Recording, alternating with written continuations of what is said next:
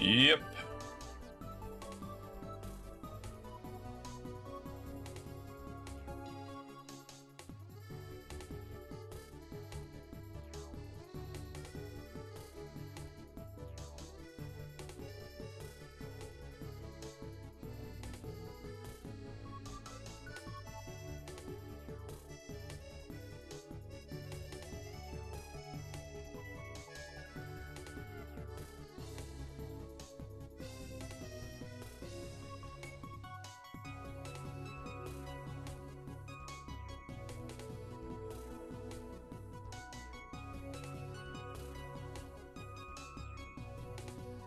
Alright. We gotta go to get some money. I don't remember what the plan was.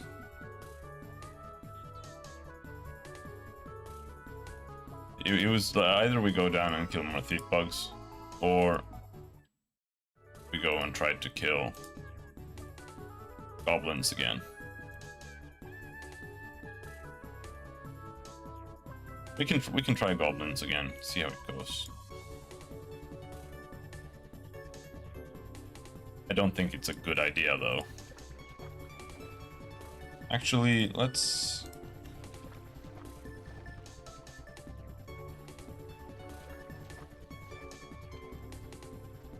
try to find something.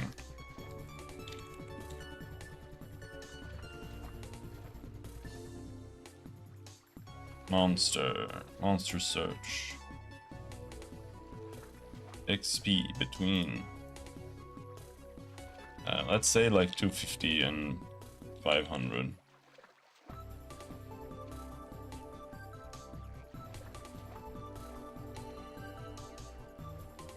No, naturally spawn mob only, yes.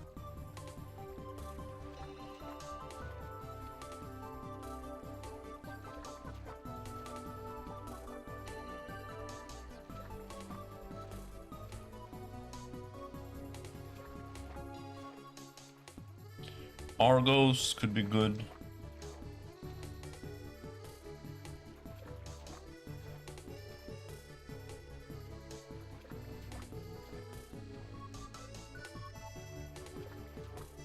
Depending on what the rest of the stuff there is. Baby leopard. Terrible. Bigfoot.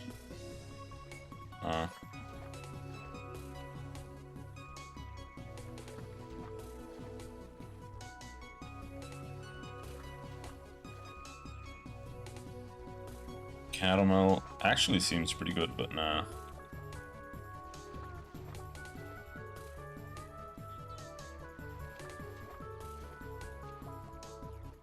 Desert wolf, too hard to find.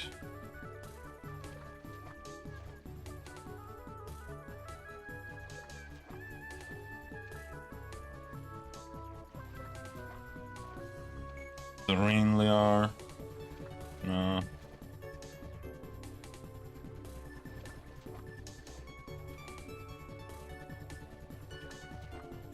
The buckler drop is nice.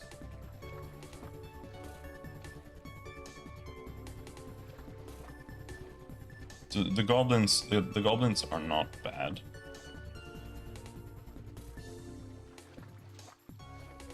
Golem, but we can't kill golems fast enough, I think. I mean, we did try it before, and it is really slow, and the XP per hit point is just atrocious.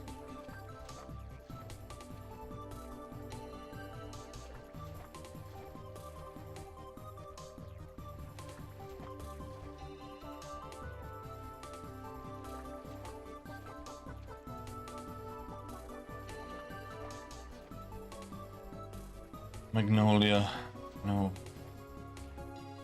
Mantis.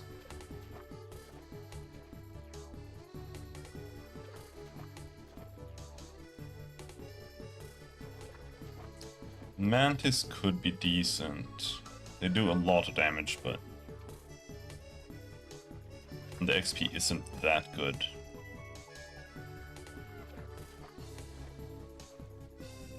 You only are 8.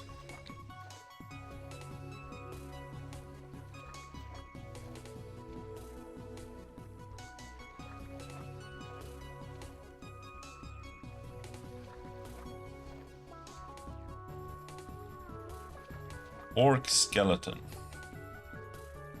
This is... They don't do that much damage.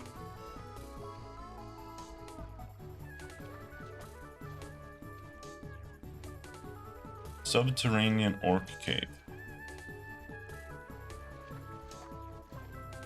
I know that they're gonna suck though, because you have a lot of other things down there. Yeah, wraith, orc snipers and shit.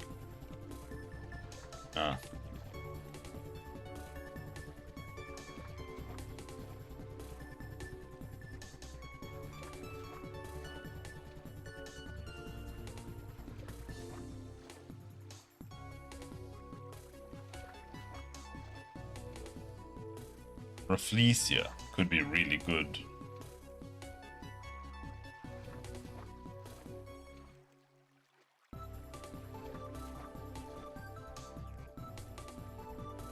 Actually, because they drop white herb too. You can sell that.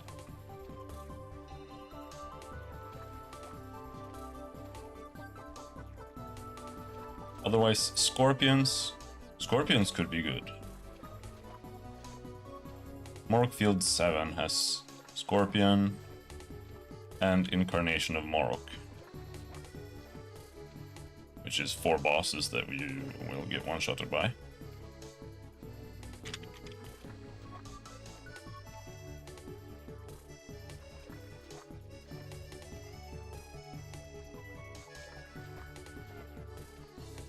Otherwise, it's the Frildora map with the Hodes. But we couldn't really kill Hodes in a good way. Hodes are... okay. We want to kill Hodes. Sure. But I feel like we need one more trip down to the Thief Bugs before we head off to Hodes. I need 13k more money.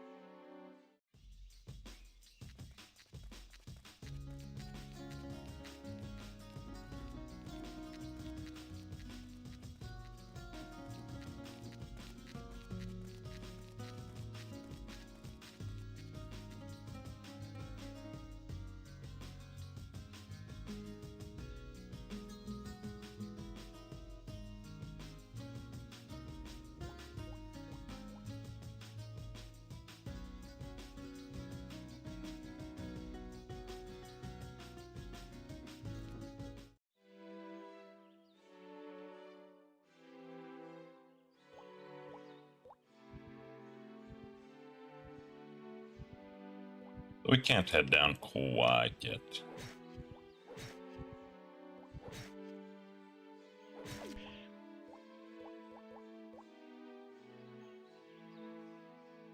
I mean, we can. We can start walking down. I just need to finish making coffee and stuff.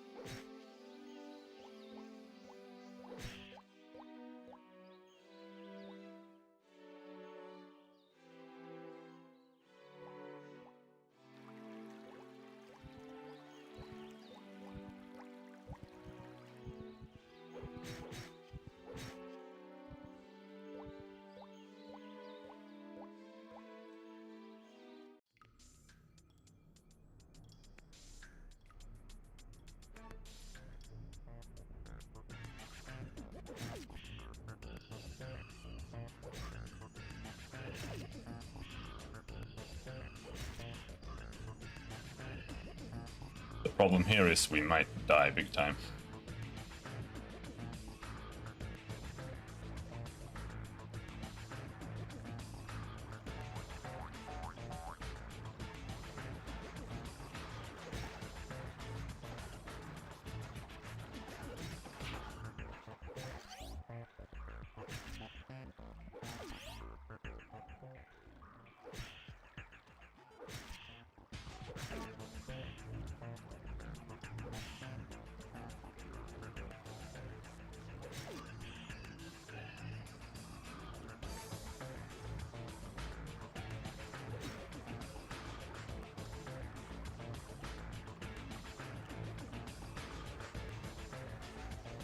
13k. I think that means getting not quite, but almost like 2000 weight.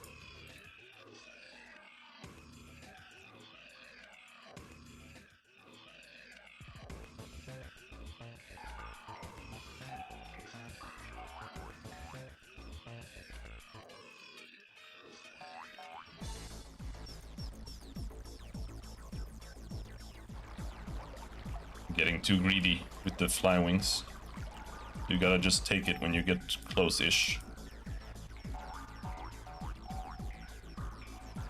Is there a just walk button?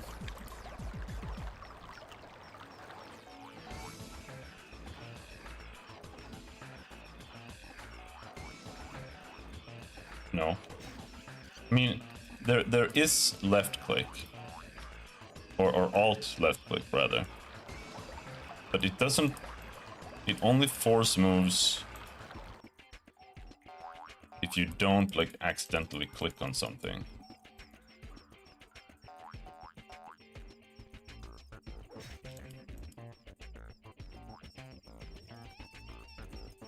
But you can do it. It just disables the attack command, rather.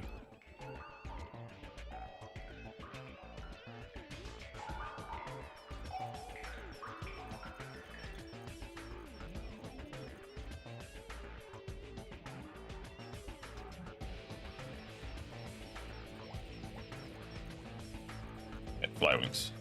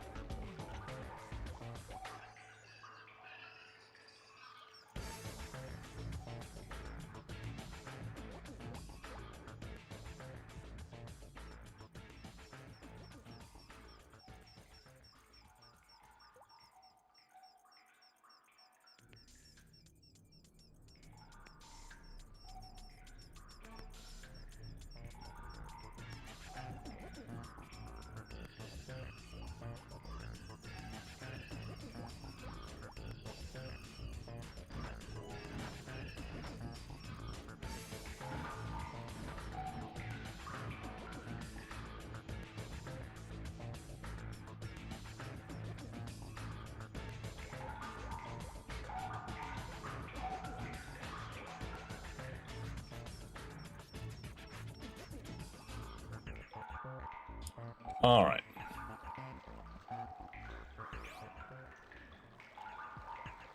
Let's see if we can AoE these guys down without dying instantly. Because I'm doing things that are not conducive to AoE grinding too at the same time.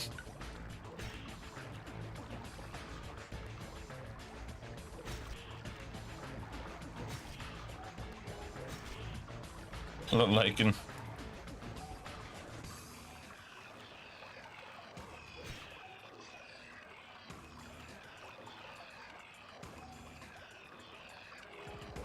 Yeah, that and my computer keeps crashing.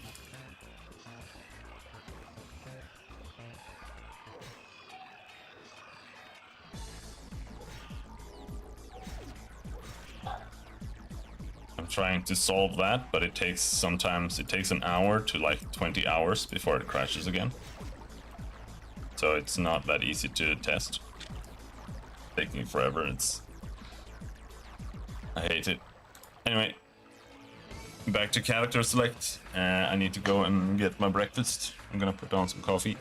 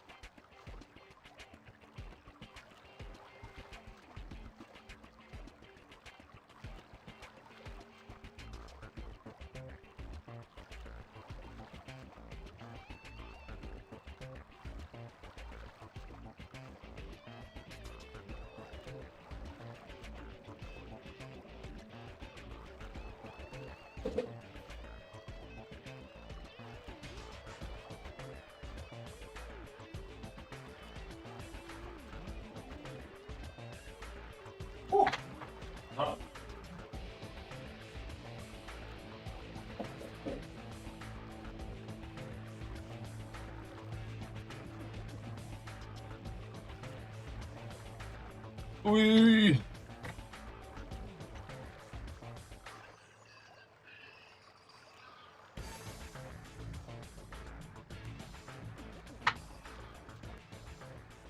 Look, I made some golden brown, golden whatever, keto bread.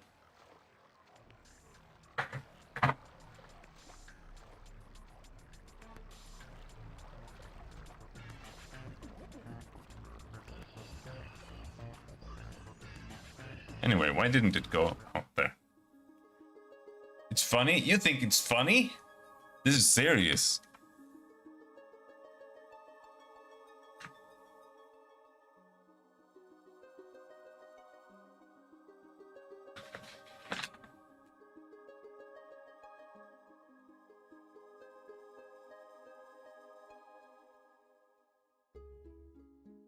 There. And then we wait for the coffee to boil.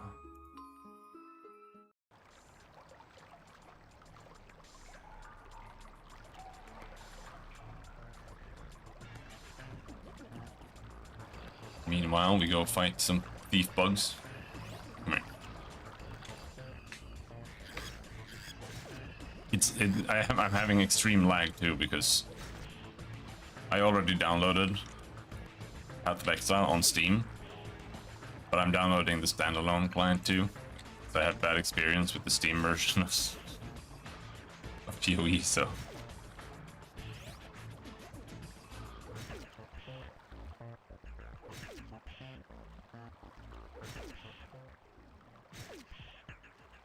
Give me your loot, stop picking it up again.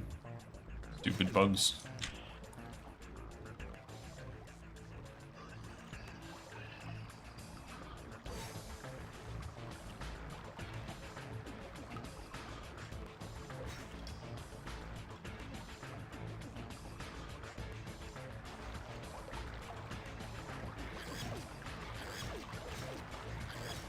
Hopefully, Path of Exile 2 is better than this game. That would be good.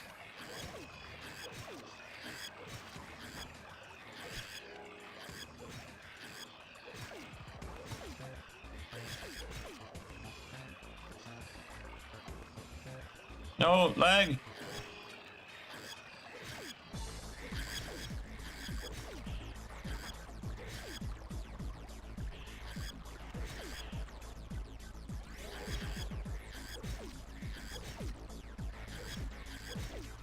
We actually don't have that many healing potions left, though we do have yellow ones too. I think yellow ones are like super OP. Stuff that you never use normally.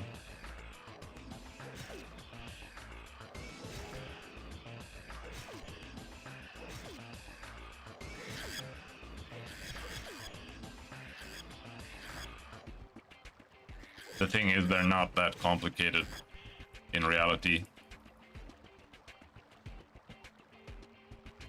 It's just overwhelming. But then when you realize how it works, you're like, oh, there are like 3 choices. Like, okay, I want to play big bonky hammer. There's like a little section over here that's for bonky hammer. You're like, okay, I go get that.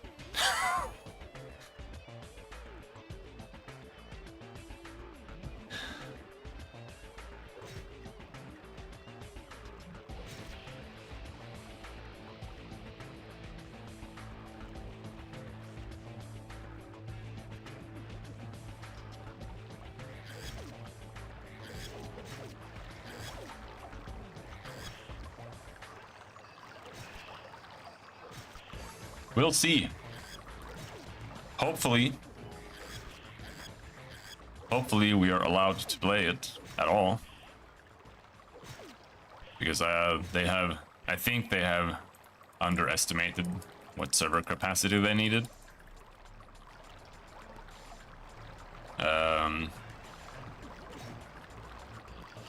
So we'll see if the servers will actually function or if we're gonna be stuck in queue for like 4 hours. And even if we get through the queue, who knows if the servers will actually hold.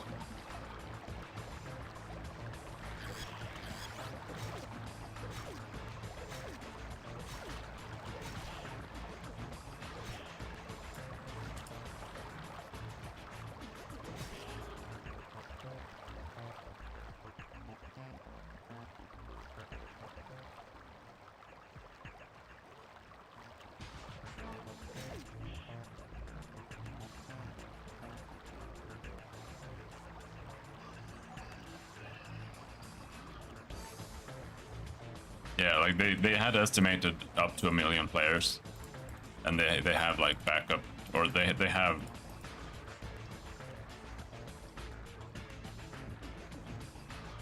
They have a backup plan to be able to expand that to like 1.6 million, but they already have 1 million signups, so.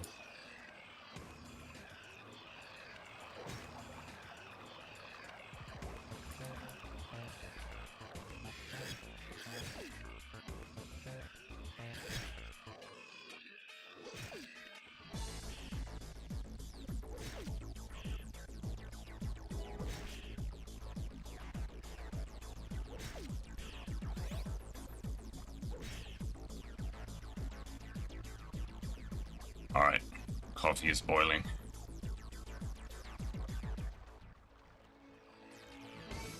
All right, you can't just log out because I was in combat, right? There.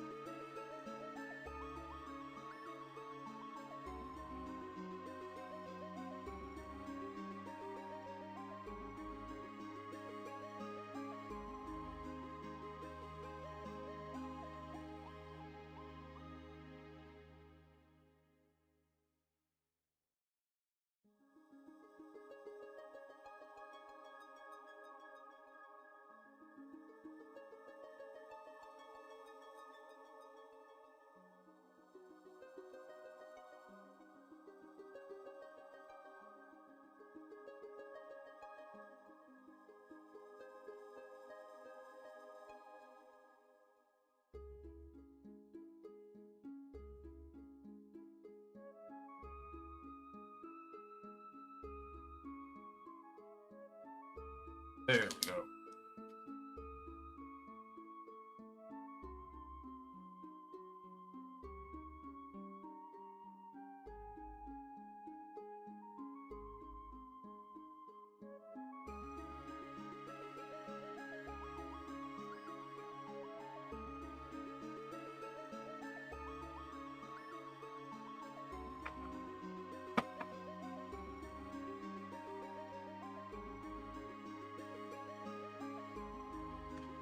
Top quality stream.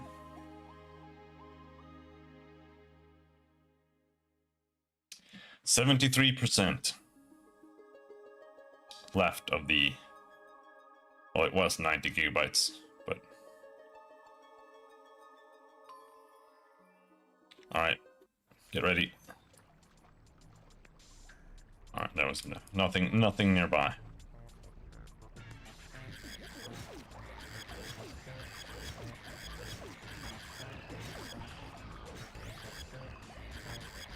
What I want to do is I want to start grinding somewhere where you can drop rough orichalcum or rough alunium, because that's what we're gonna need to upgrade armor and stuff. But we don't have any armor that is worth upgrading right now, so I'm gonna try to get 40k or whatever it was to buy the helmet, because I think the helmet is good enough that we can start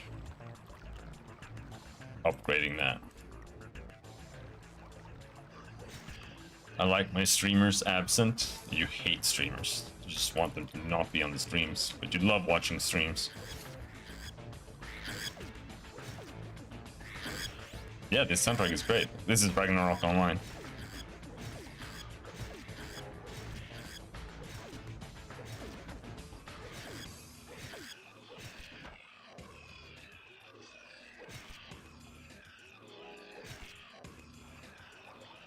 This soundtrack and the Tree of Savior soundtrack are pretty much the same vibes, because it's made by the same people, same company, or not same company, but same lead developer, and they use the same bands, or a lot of the same bands, to make music.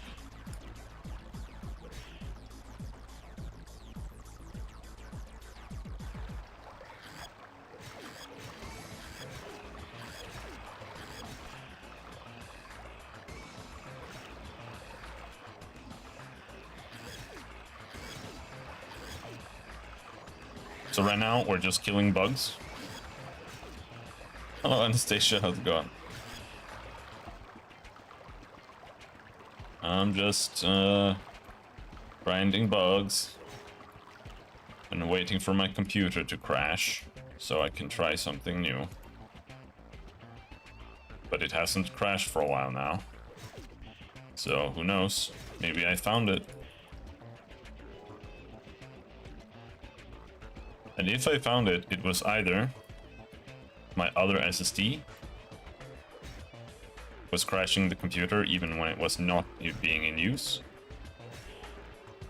even though it works when it's plugged into the computer.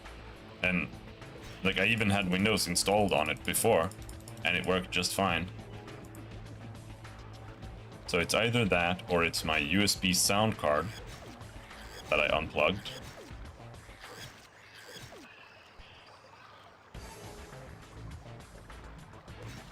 But it has gone this long before without crashing, so we'll just have to see.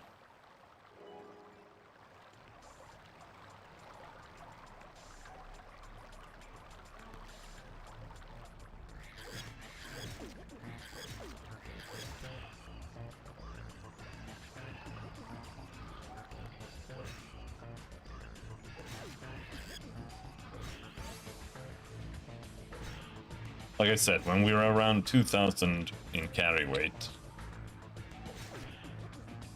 we might be ready-ish. We need to have like at least 100 insect feelers, at the very least.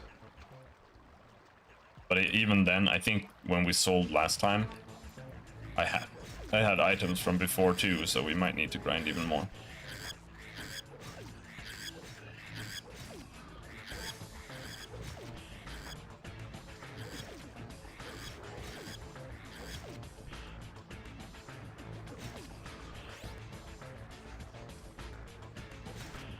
No, I have not upgraded or changed out any memory sticks.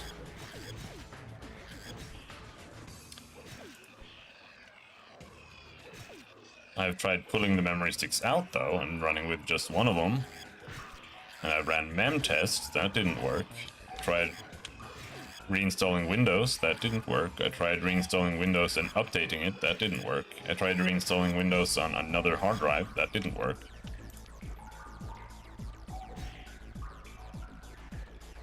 I tried switching power supply unit to my old one and my GPU to my old one, that didn't work.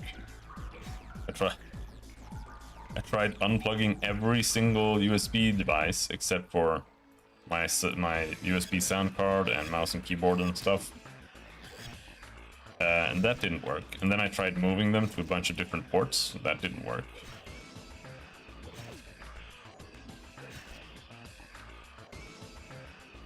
I've tried disabling like CPU boost and shit like that. Tried disabling my rainbow light on the motherboard. Didn't work.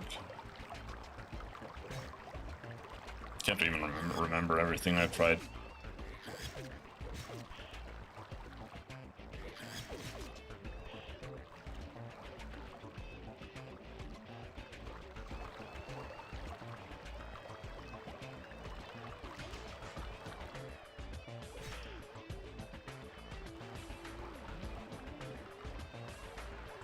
But there was some random error for my other drive when the computer booted. It was logging an error. Something about an I/O failure when it tried to finish writing. And that's exactly the kind of problem that would cause this, because it's like it's trying to write something and it's not that the drive is failing to write it, really. It's like a like an error between the drive and the motherboard, and then it just like fails, kind of, I guess. And that's where Windows explodes. But it's still like, I'm not 100% buying it, because I feel like if it was a drive error, there would just be more logs.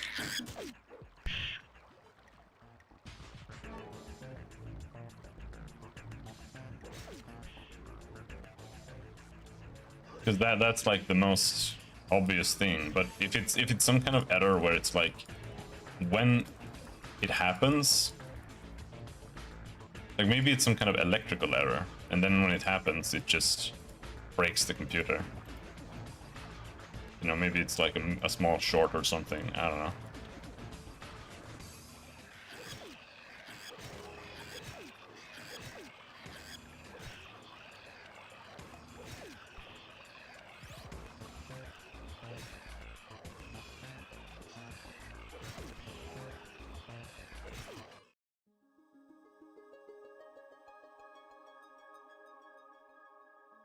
Anti-bot measures, Jesus Christ. Oh.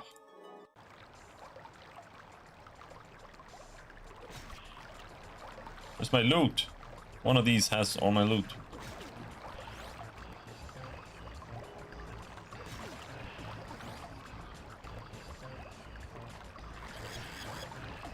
%, and then we can play.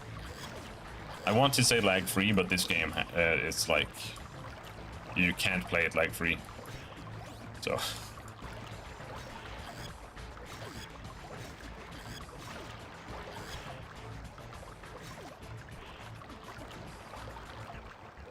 does intelligence affect SP recovery? No, it doesn't. Or maybe it does. It doesn't say. I would imagine that it does. Just like vitality gives you more regen.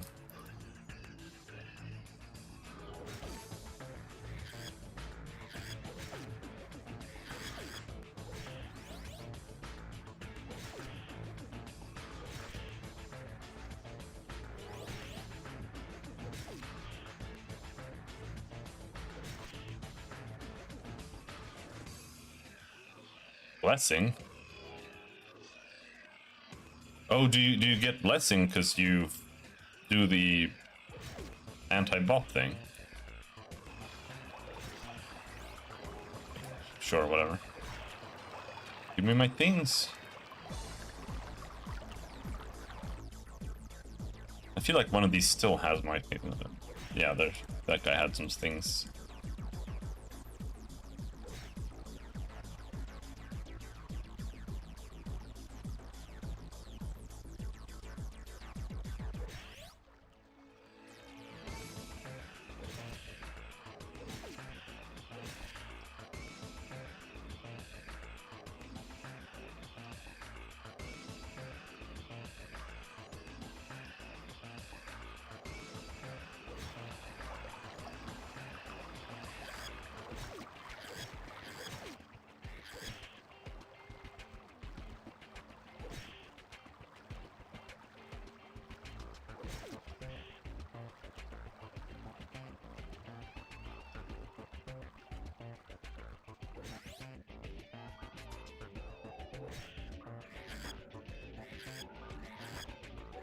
The thief bugs they're almost not worth killing for their loot, but I have to kill them because they drop these guys' loots.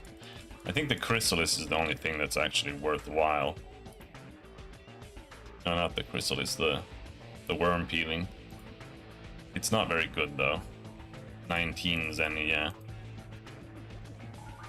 Insect feelers, 42. But I keep killing the thief bug eggs because if I somehow manage to get a card, I'm surprised we haven't gotten any cards yet though. I wonder if they changed how they drop or something, but I'm just killing them in case they drop a card.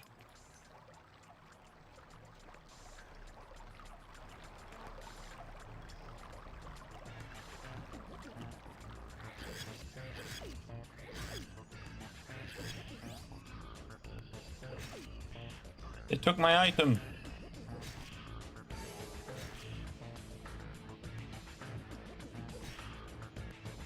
Hello, cute slime girl. Indeed, 7 more hours. 6 hours, 56 minutes, and 44 seconds, in fact. So what are you playing first?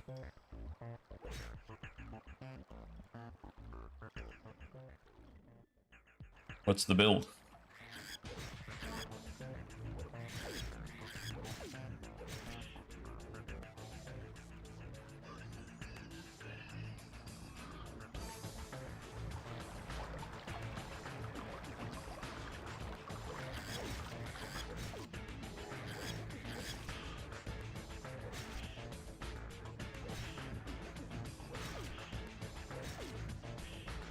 And I wish Magnum Break didn't cost 30 SP.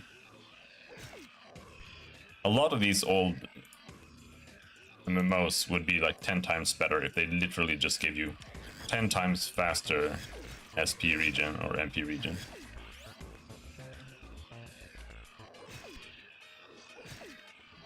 Legends of Terrestra will not be grindy. It's going to be a story-focused game.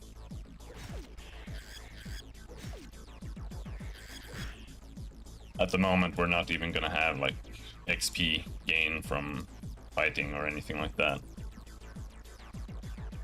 But I do want to make other projects that are grindier, but when I say grind, it really depends on what you mean when you say grindy. Like,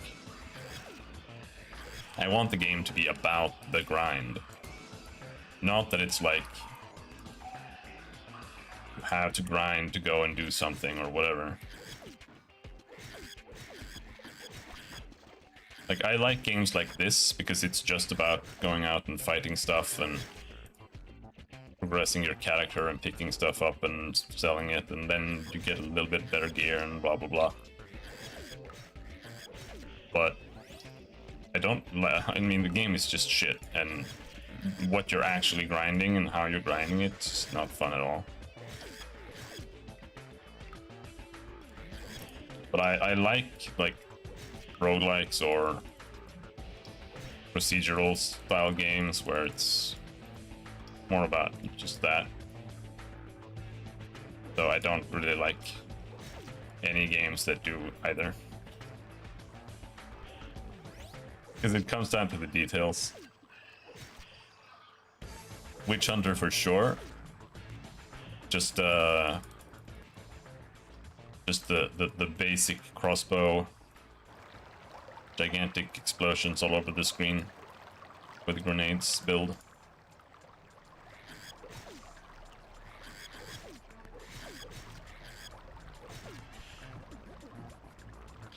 All right, let's see if we can find some thief bugs here. Gather them up.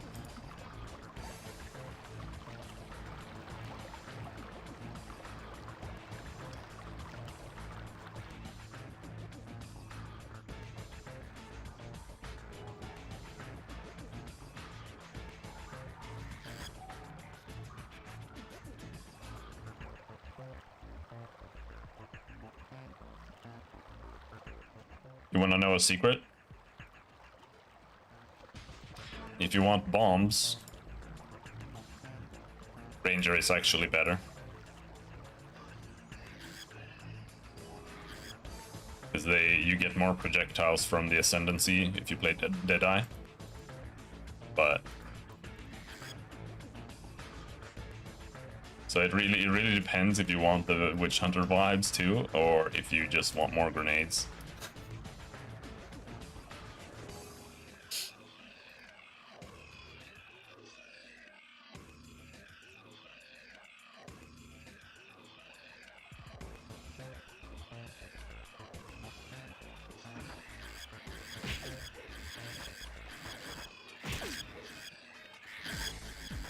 Come on.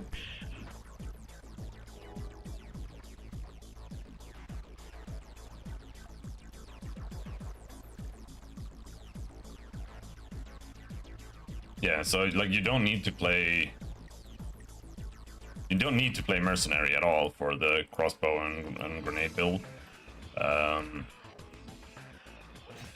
are quite a lot of other things you can do. Like if you play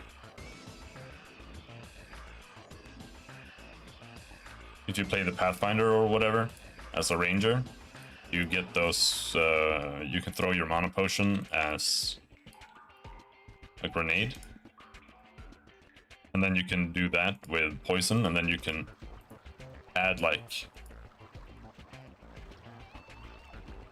multiple projectiles or something with that and throw that out, and then you get poison clouds, and then you shoot your grenades, and then you get extra explosions from your gas grenades as well.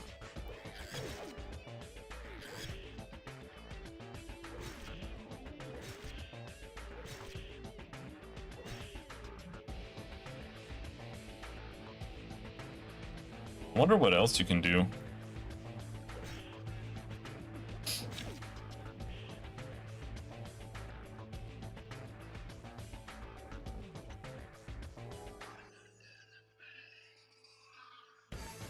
I like that the Path of Exile 2 website is worse for Path of Exile 2 news than pathofexile1.com.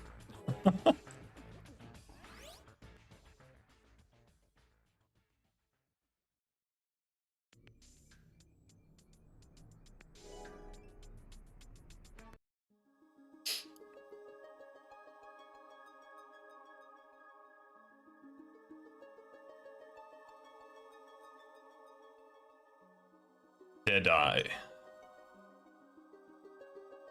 You have no accuracy penalty at distance.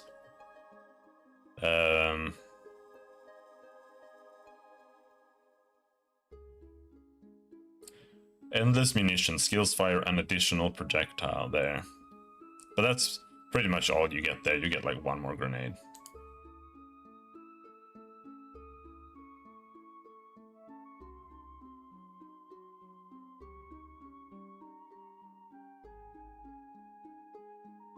This one's mostly about poison and stuff.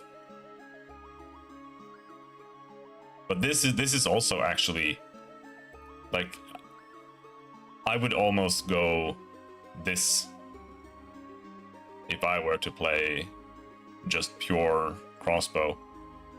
Less movement speed penalty when using skills while moving. Plus you get the concoctions.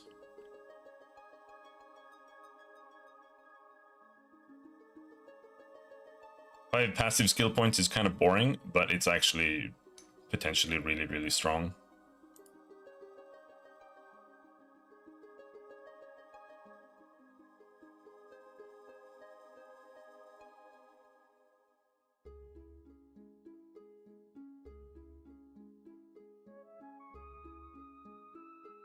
Like the Witch Hunter is, I think, like the Witch Hunter is still good. It's fine, but it doesn't actually add anything to like doing grenades or whatever. But Decimating Strike and Culling Strike is always good. And this is good though. Enemies exploding. I mean, Titan, not exactly.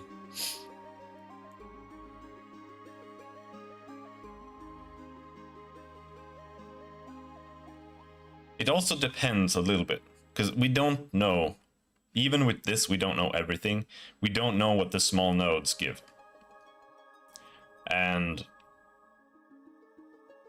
if the small nodes for Titan is just like 200 weapons or something, then that changes kind of the viability of the Ascendancies. Same thing with Deadeye. Like right now you can do almost anything with Deadeye, but if all of these just give you projectile damage, then this is a projectile Ascendancy then. And I'm kind of worried that that is the case, because you know you got bows here on these small thingies. But I'm not sure what they're planning on these having. I don't think I've ever seen that.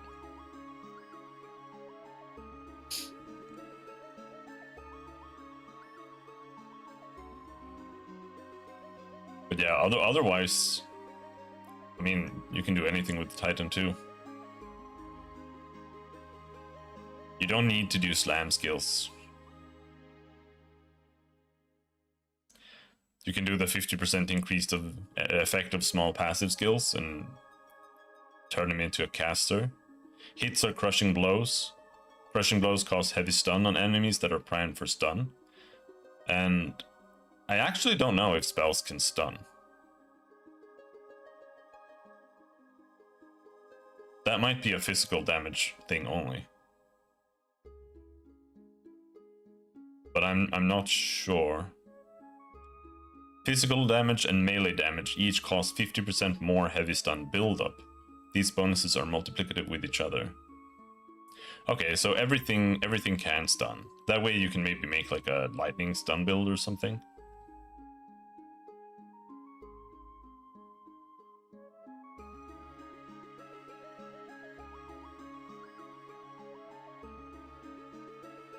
But obviously this guy is mainly for slam skills, but also for stunning, and just more health is good. But I would say it depends on the small ones. For Warbringer, I want to try Necromancer. I saw this, someone mentioned that build. You get this one, Ancestral Spirits.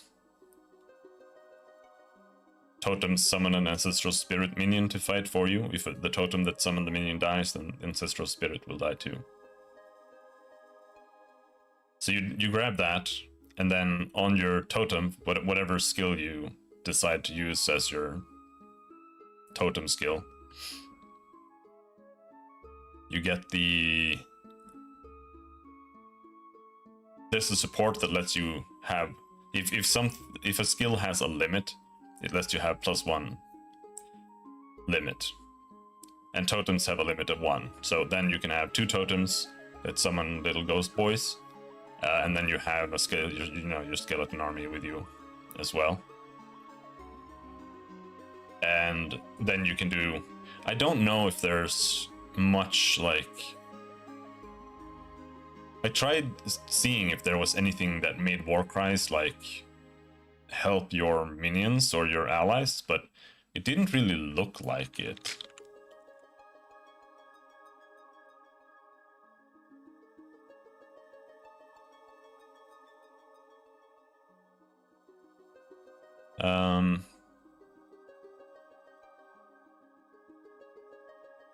War cry.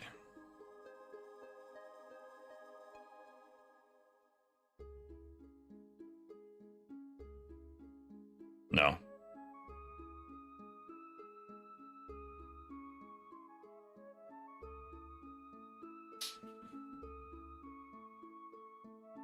So, like, war cries might not really be the way to go there.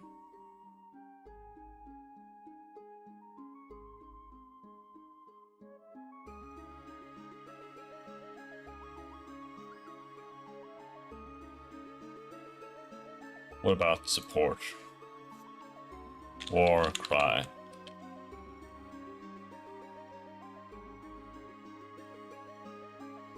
No, I don't think so.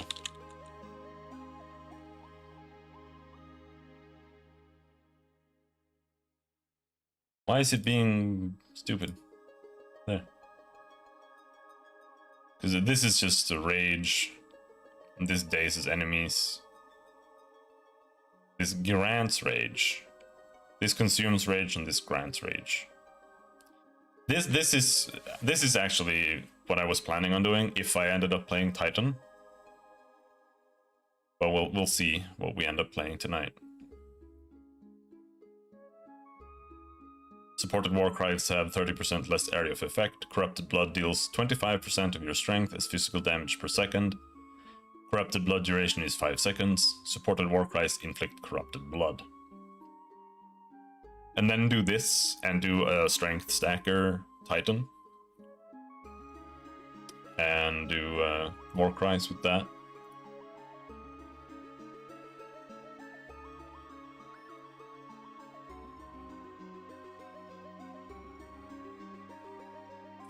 And that's only because of the increased effect of small passive skills. That you can basically get 50% more strength than any other build.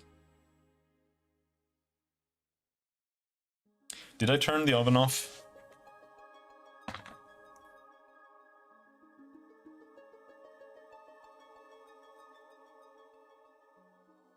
I did turn the oven off. Ooh.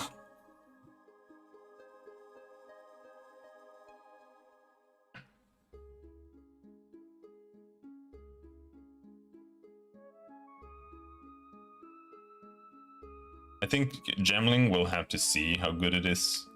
Like, a lot of people are hyping it up, but it's really hard to tell.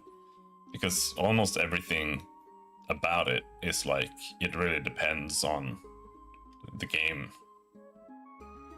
Like, +1 to all level of skills, like, yeah, I guess. Quality of all skills, yeah, I guess.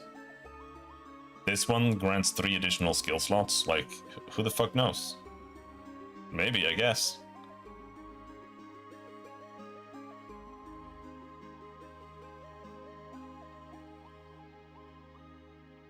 But this one, in my opinion, seems like the best one. Attribute requirements of gems can be satisfied by your highest attribute, because that means you can just go strength. HP to spirit conversion. Oh yeah, that's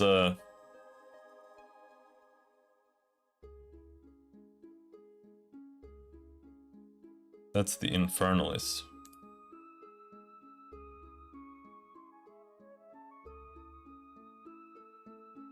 Here. You go down here, you take Altered Flesh. Gives you 20% cold, lightning, and physical damage as fire and chaos damage instead. Which is like... It's decent, but it's not like super amazing. It just means that you can focus on getting max fire rest then. But like the rest of the Ascendancy doesn't really give you anything when it comes to that, but I think this is an okay node, but it's not like amazing. I could be wrong. But then these three down here all reserve life. So if you take all three of these, this is your entire build, like just down here. And you've reserved 75% of your life.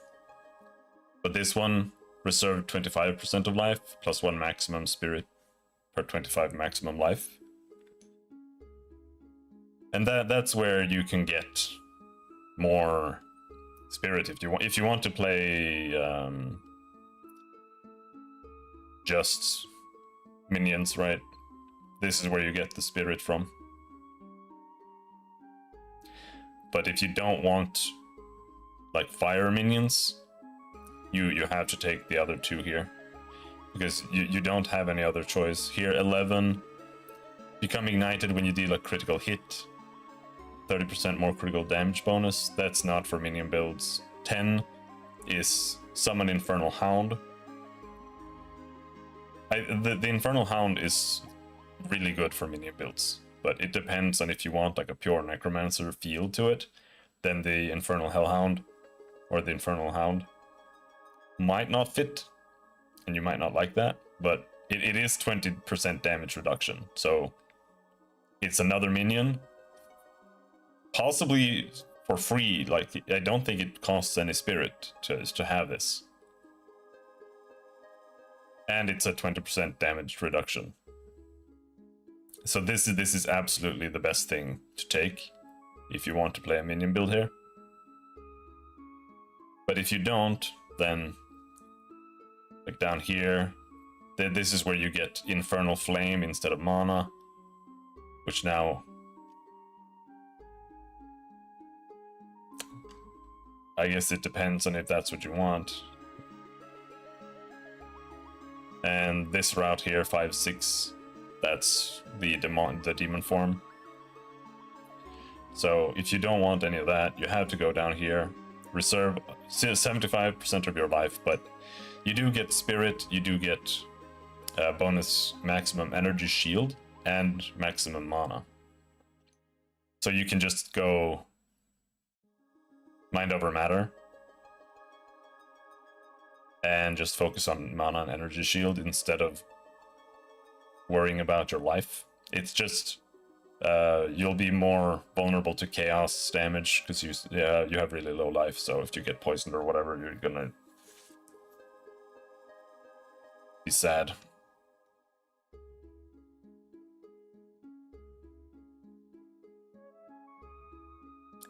And you might get stunned a lot. It really depends.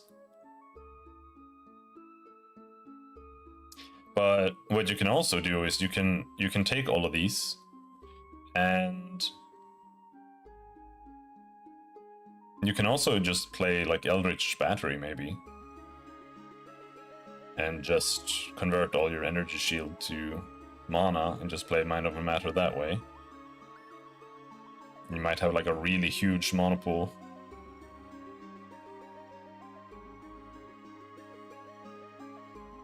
But who knows? Hello, Okeb, how's it going? I think Blood Mage is probably the best way to play a basic caster build, or a basic minion build. Like you lose out on some spirit. It's actually quite a lot of spirit. It might be between 150 to 200 extra spirit from playing Infernalist. But here you like, this is just a lot of extra life And down here you get extra life. Down here you get even more extra life. And then you get just curses have infinite duration. Which... like, curses are, in my opinion, the main thing when it comes to playing a minion build.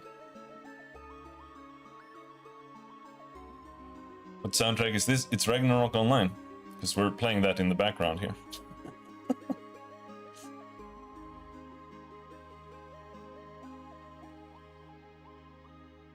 But from the look of it, a lot of... I don't feel like there's as much offensive power as there was in Path of Exile 1. Though it's not like that big of a difference, but I feel like there is less offensive power that you gain from the Ascendancy in general.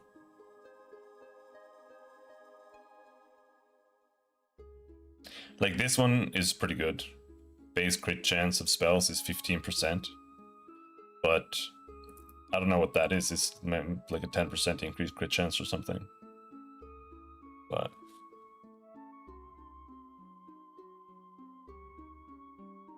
that's a girl, by the way.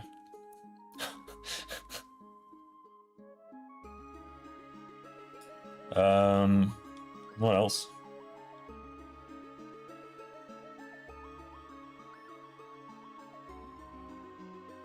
I want to play Acolyte of Chayula.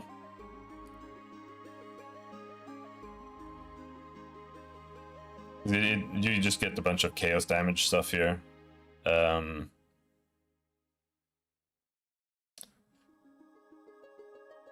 So what you can do is here you get you just take these like bonus chance to gain 100% of hits as extra chaos damage, blah blah blah, you know.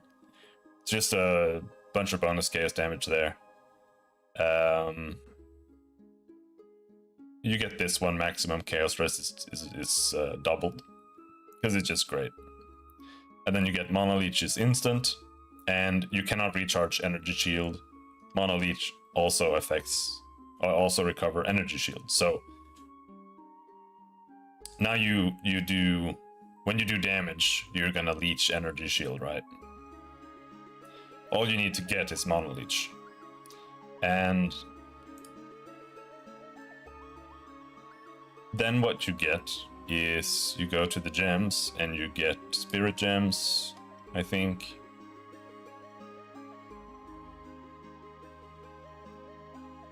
You get Blasphemy. Turn socketed curse skills into vile auras, applying their effects to all nearby enemies. This is just like in PoE 1. You get a curse as an aura instead. And then you go to support gems, and we go to curse, and then we have decaying hex here. Supported skills inflict decay, dealing 30% of intelligence as chaos damage per second for 8 seconds. Now, I don't know if that's going to actually work, but if that does work, that means you get a chaos damage over time aura. Just like in Path of Exile 1, there's the armor that does that. I don't remember what it's called.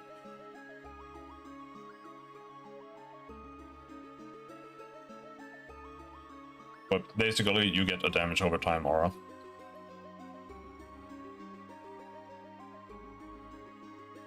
And then it's based on your intelligence, right? So then you stack intelligence. Because intelligence also gives you energy shield. And mana. And you are now leeching energy shield whenever you attack. And then you also stack mana.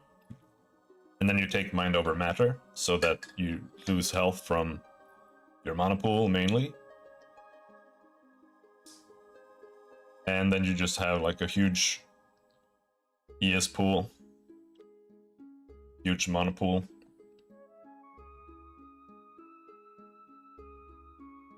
you take damage from that first, and also like this funky AoE damage thing.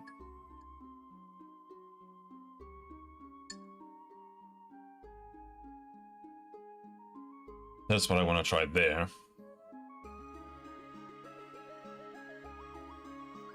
Invoker. Invoker, I kind of want to try making a fire monk, which is a little bit difficult because all the fire stuff is like way over there or way down there. So is strength. Though, well, that's not true. You can take strength anywhere. But here on melee crit, you get elemental expression, and elemental expression is just wild strike from Path of Exile 1. So it just does a random element whenever you crit. So if you just stack strength as much as you can, though I don't know how easy that's going to be, but because what bothers me with this one is like it says the chance for an explosion is proportional to your strength, for a bolt proportional to your dex, and for a wave proportional to your intelligence. And that means that if I stack strength, we'll get more explosions. But if I have like some dex, because I might need some dex and some intelligence, I might still get some random like ice waves and lightning, and that won't fit the theme of the character, and that's what bothers me there. But otherwise, like you do that, this one meta skills gain 35% more energy, and then you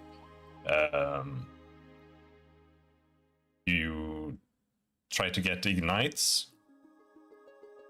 No, you do this and cast on crit, and then you have some fire spells or whatever that explode when you hit things, and that way you generate ignites.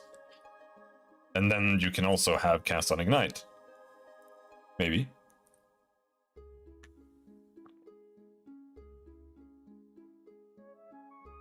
We'll have to see.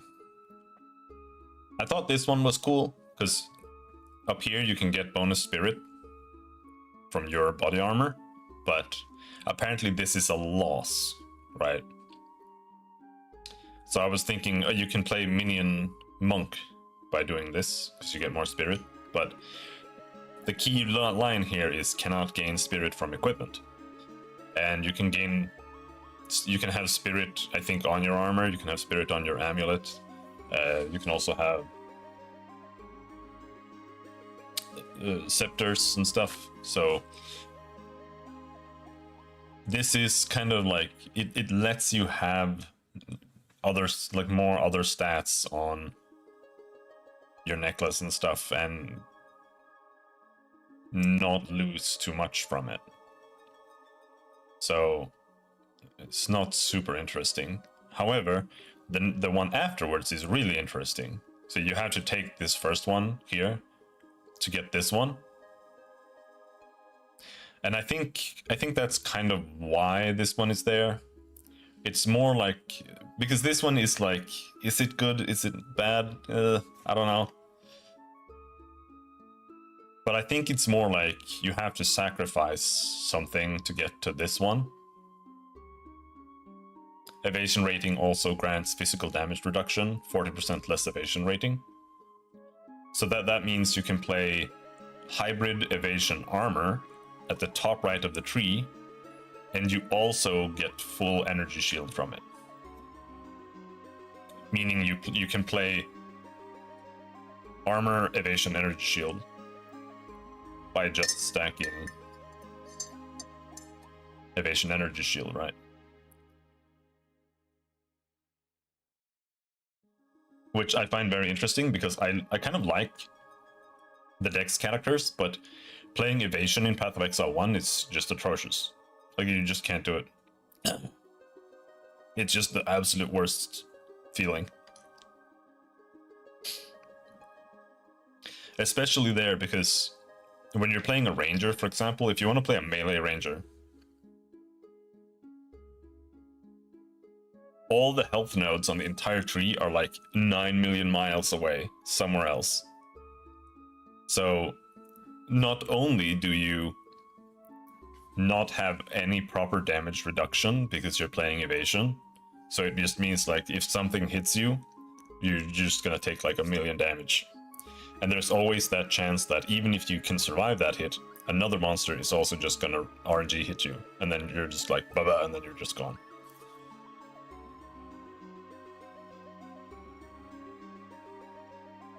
So here you can mitigate that a little bit by doing this. And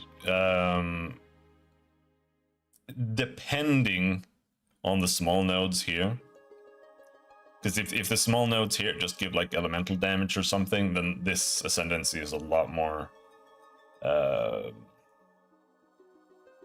or not just this Ascendancy, but every Ascendancy is going to be a lot more restricted. So I hope these don't just say bonus elemental damage, because that's just going to ruin every single Ascendancy. I would rather they just remove the small ones in that case. Like, why even have them? Just give us 1 point per Ascendancy, remove the small points, and then that's it. Evasion in Underrail? Okay, maybe so. That's like evasion in almost every single game.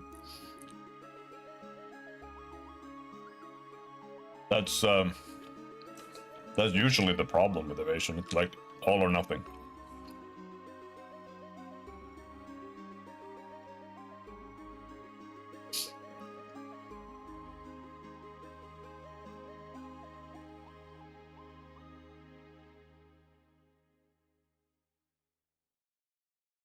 Witch Hunter, I don't want to play yet. Like, I do want to play Witch Hunter, but I want to play it with the Weapon Master node, where you get more weapon set skill points and stuff. And right below where the mercenary starts, there's a regular node that says like 50% increased weapon swap speed. Because I want to play a hybrid where you play like a greatsword or two-handed sword, and then you have the crossbow with like snipe or something. So when you have to dodge away from an enemy, you can still shoot them.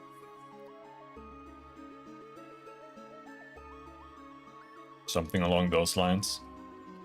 I really like the idea of both ranged and melee.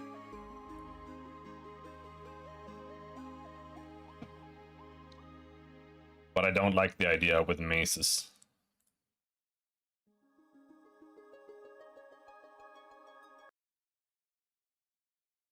Something you can't do on Steam.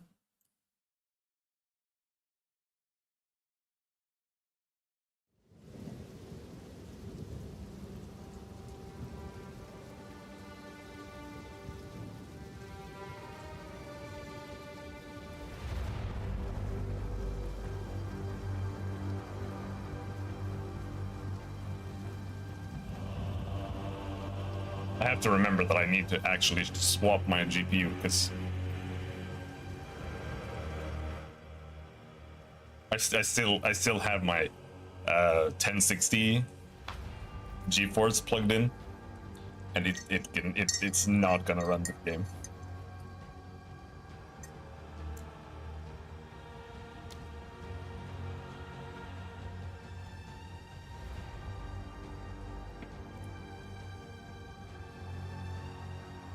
It comes with upscaling default, which is atrocious.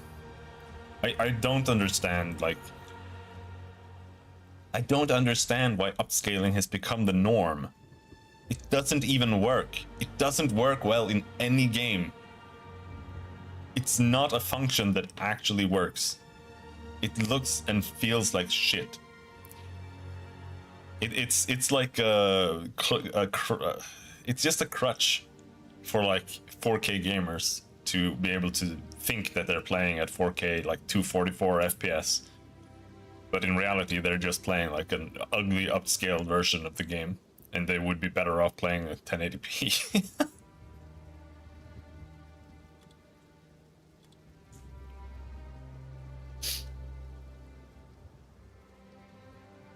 The problem of evasion just allowing you to occasionally not take damage is that it is inevitable that you will take damage, which is not the point of a dodge tank. Well, a dodge tank is like, it's honestly, evasion in that sense is, in my opinion, quite an archaic thing. I don't really like it. Just the idea of you being like a dodge tank and just standing there and just 100% evading everything. I don't think that's really a good way for evasion to exist in a game at all. Evasion should be something that's like a bonus in addition to actually having health and mitigation. Unless it's like skill based, right? Where you actually press a dodge button and like get out of the way of things. But I really don't like the old school like 100% evasion concept. I think that is archaic.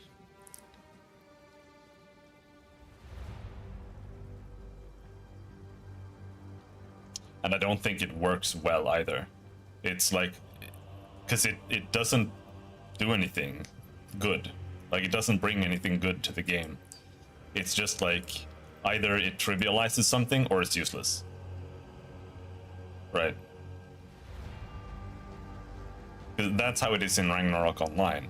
You're like, you make an assassin to farm because you can just be like, yeah, I know I'm gonna farm this monster for this drop, and so I'm just gonna make an assassin and I'm just gonna give him exactly the amount of evasion he needs to always 100% evade, and then you just have god mode, and then you just go there and just kill everything always forever, and it doesn't do anything.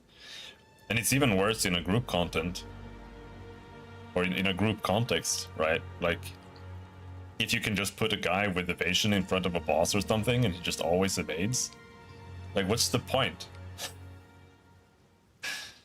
Like, you don't even need to bring a healer if that's how it's gonna work, unless there's like some AoEs or something or whatever. No, I don't think it's good. It works as like a mitigation layer, where maybe if you're playing a tank, like an evasive tank, you have a 20% evasion chance or something, while other tanks have 0%. Like, that might do something. Hold on.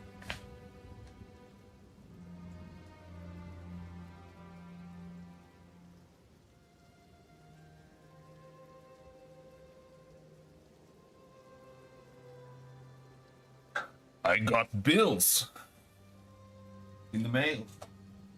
Hell yeah. Hong Kong. I don't live in Hong Kong. Why is Hong Kong auto-detected?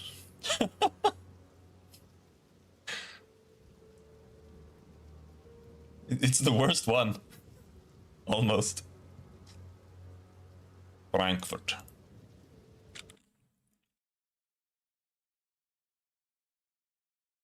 I'm going to play, when I'm not playing with Kibbs, we'll see how much we play on the Bickering Bunch. Odds are it might be just a one-off stream, but we'll see. My first main character is going to be a Chronomancer.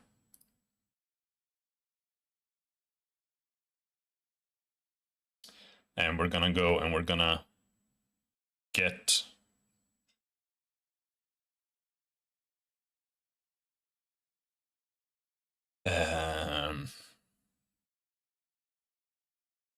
we're going to go here, get Temporal Rift.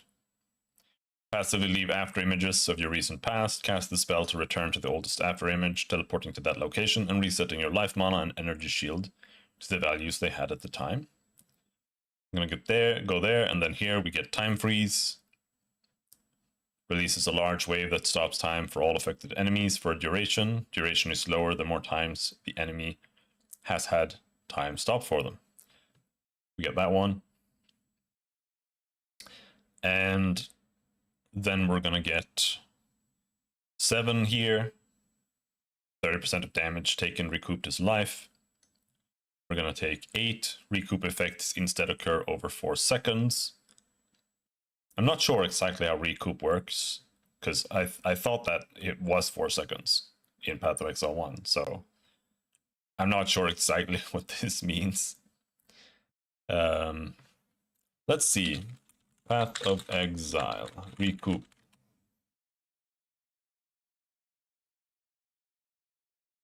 Yeah, over 4 seconds. So they've changed how recoup works. Because in Path of Exile 1, it is over 4 seconds already. So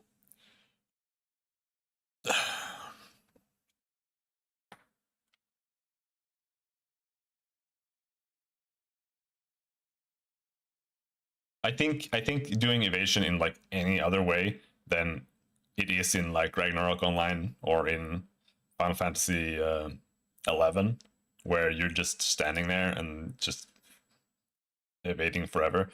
Any other solution is better. It's the worst way to do it. Or like it is in Path of Exile, where you just it's just evasion, right? 100%. It makes a little bit more sense here, but not much.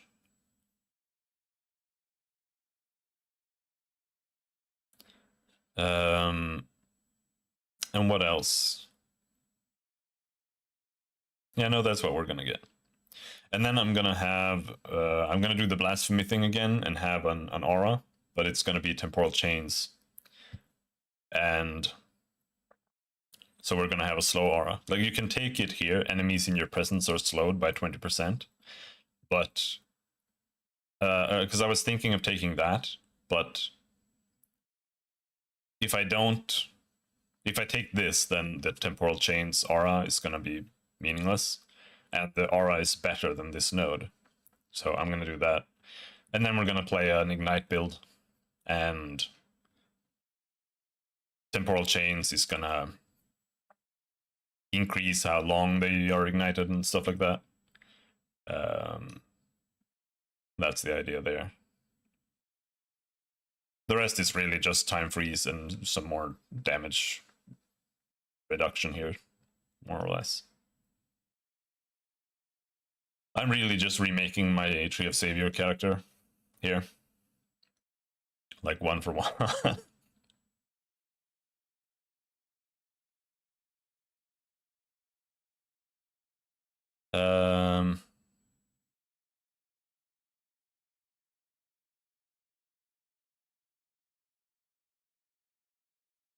Fire spell. I don't know what Ember Fusillade is, but I think I won't be using that, but we'll see. I might.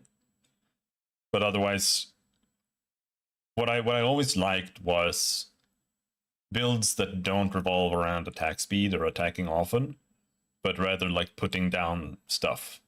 So we're gonna go with Flame Wall. We're gonna have Solar Orb, probably Firestorm.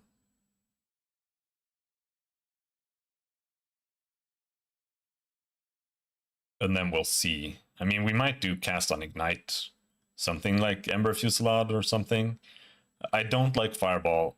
They made Fireball like shoot out projectiles when it explodes, and I don't like that. I actually liked Fireball before they did that, but I don't like the projectiles that shoot out. It just looks bad. You want an evade chance in real life? What if a girl tries to kiss you and you evade it by accident?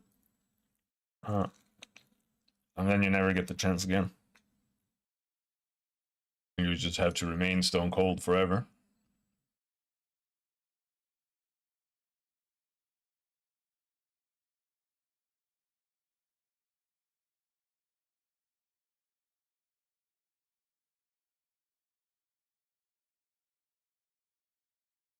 Well, that's pretty much it. It also depends. Incinerate.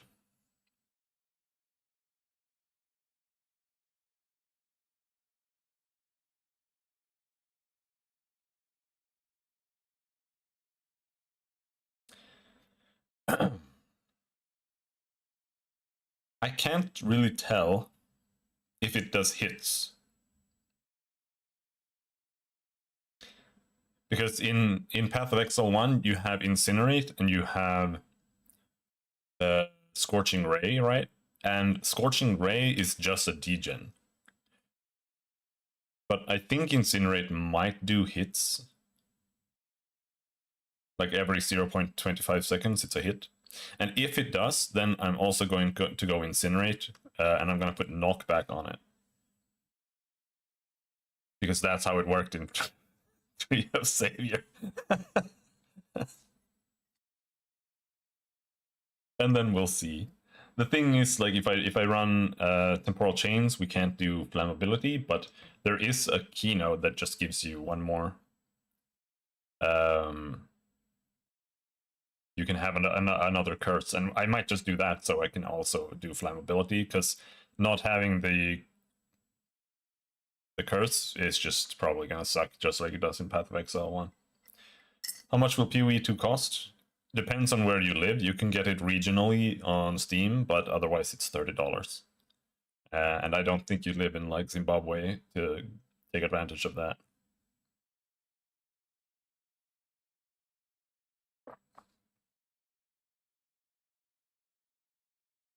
Oh yeah, and we're doing Flame Blast too. Flame Blast, because that it interacts with Solar Orb too.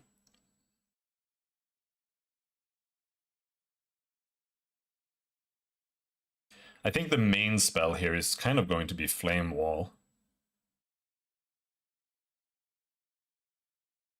Just for like clearing stuff. And Solar Orb. We'll see.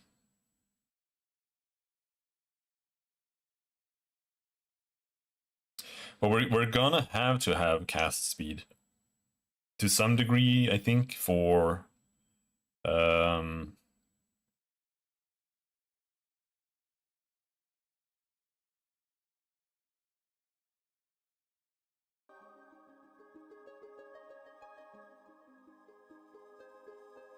Flame Blast, wherever it went.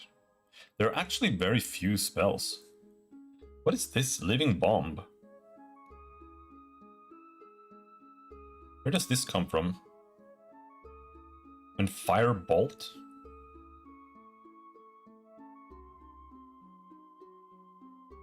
Are these item spells? When will we be able to join the login queue? Who knows, dude? But no, it's, you know, when the timer finishes counting down, I suppose.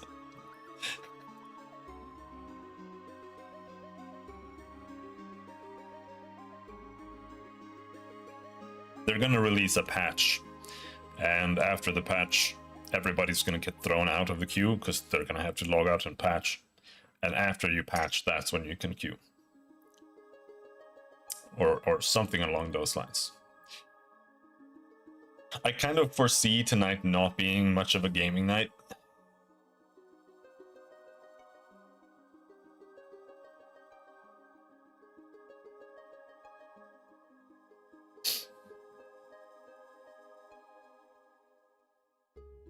Well, up to Yin Yang. Maybe you'll change your mind later when you see some more gameplay and stuff.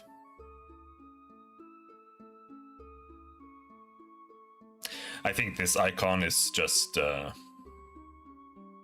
placeholder. This is like a neutral one. Because these ones all show the actual skill, but you can tell it's a fire ability because it's red. But this is just a neutral one, and I think these are item spells. So like if you have a staff or you have a wand, they come with a spell built in that I think is free to cast. And you can also put support gems on that as well. And the level of the ability is based on the level of the item. So if you find a wand later on, it'll have like a higher level ability. So some weapons will have unique abilities that only exist on the weapon, I imagine. So we'll have to see. Living Bomb sounds fun. I like Living Bomb in World of Warcraft. This sounds like the exact same ability. So.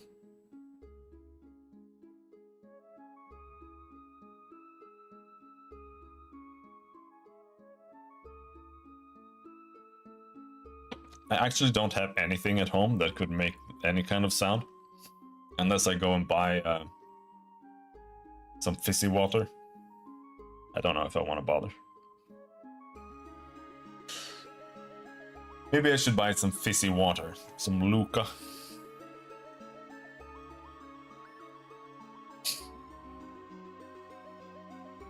But what I'm most excited for is just checking out all the support gems later on and figuring out what's cool and what isn't. Hello, mature gamer. How's it going?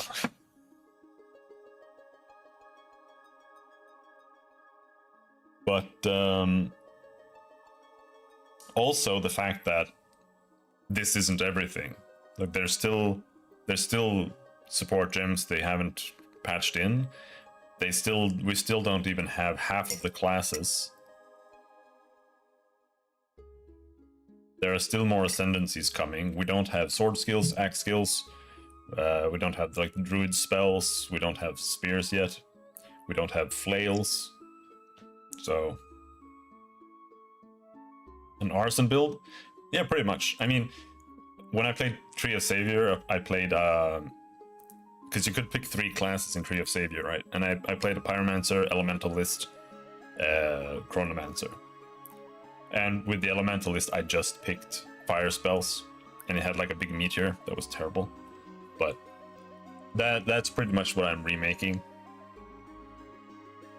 I also want Druid, but I don't really want to play Druid. I mean, I do, but I want it because it gives me abilities that I need. Because in Tree of Savior, you could place a fireball. The fireball in Tree of Savior was like you just placed it on the ground, and it just kind of sat there. It was really stupid. But you did that, and then from Elementalist, you had a spell called the Dust Storm or something. And it was just like an earth, physical, elemental, fire, just tornado spell. And then that picked up the fireball and became a fire spell. So you did that. And that's what I want from the druid, because they get a tornado. And I think it kind of does the same thing where it absorbs elements. So I need that to fulfill my Tree of Savior cope roleplay, because I missed Tree of Savior and it was a fun game, and it's completely ruined now and nobody can play it anymore because it sucks ass. Use a saucepan and a spoon, bang them together in celebration. Sounds terrible.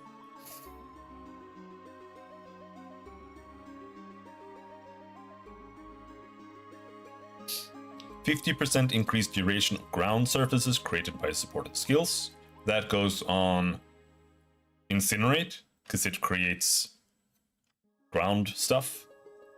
Do we have... Is there actually a knockback one? There are too many! Holy shit! It's so much more interesting. Like, the thing that they did where you can only have one support gem equipped is so good. It is so much better than PoE 1. The support gem system in PoE 1 is so bad. It is so stupid. Like, you just put the same gem into every single skill. It's so boring. It doesn't do anything. And if you try to do anything outside of that, it's just bad. Would that work with ground curse? I doubt it. I would say probably no. Because I don't think that counts as a ground effect. I would say ground effects are... there's a... where is it? It's called like Frozen... Frost Nexus. You see, it creates patches of chilled ground, right? In seriousness, would you say it overall looking like an improvement from the first game? I would say this is one of the most innovative games to come out in 10 years. For the genre. Or like for any genre. It's completely reimagining what an ARPG should be. There are games that have done similar things in the past, like Victor Bran, but those games play like a PS2 game. Like, it's just like a very basic thing, really. And this game, it plays more like Dark Souls does, where you have to pay attention to what monsters are doing, and enemies are more interactive. You have a dodge button. Like, I don't even like Path of Exile 1. I hate Path of Exile 1. I played 2,000 hours of it, but I think it's a piece of shit. But this is... They've fixed pretty much every single complaint I have about Path of Exile 1. And there's a lot of complaints. Can I see the description for the Cursed Ground? Yeah, give me a second. But yeah, like if you look at Frost Nexus, it says causing it to create patches of chilled ground around frozen enemies. And I think if it's gonna be a ground effect, it's gonna be that. Jagged ground, chilled ground, burning ground, shocking ground. Those are ground effects. While if we look at a curse, the curse is it is a ground effect, but I would not imagine that that counts as a ground effect in any way, because it doesn't say anything like that anywhere.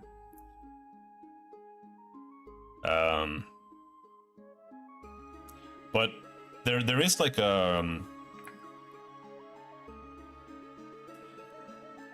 there's like a cursed ground thing, right? Support gems, cursed ground. Let's look at that.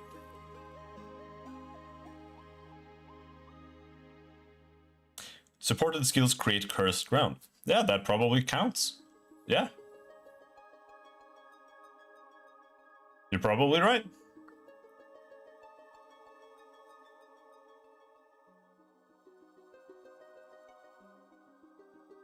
Yeah. So then you can do cursed ground. And then you can do ritualistic curse.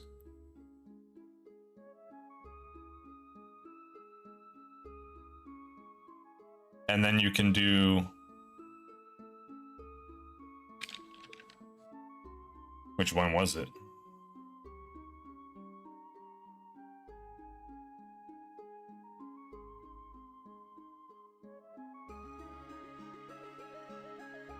I don't remember what it was called. I just looked at a random thing.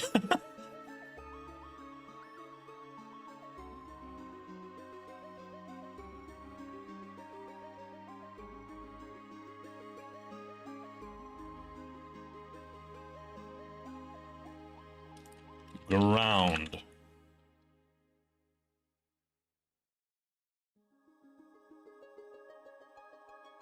Doesn't show up.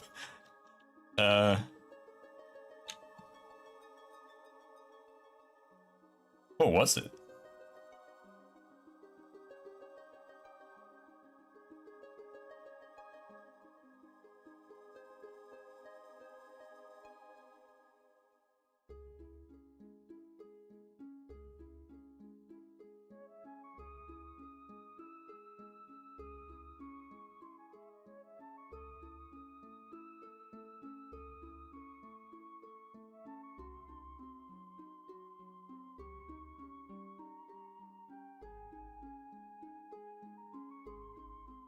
It was a red one, right?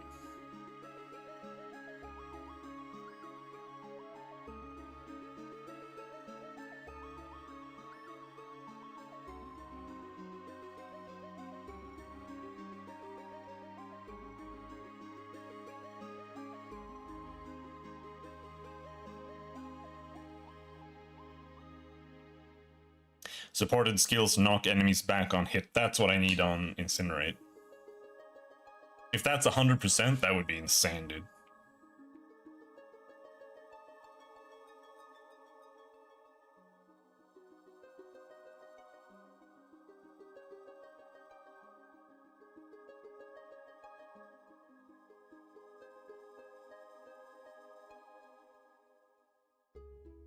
There, increased duration of ground surfaces. That was cursed ground, right? Spoiler.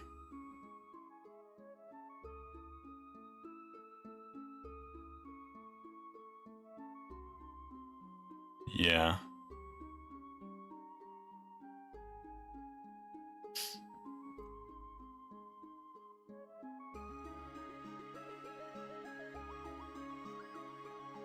So you do Cursed Ground. Then you have supported skills have 50% increased area of effect. 50% increased duration to mitigate some stuff here, maybe. Do you know if the trigger spells still require mana? They don't. Trigger spells use the energy from the thing.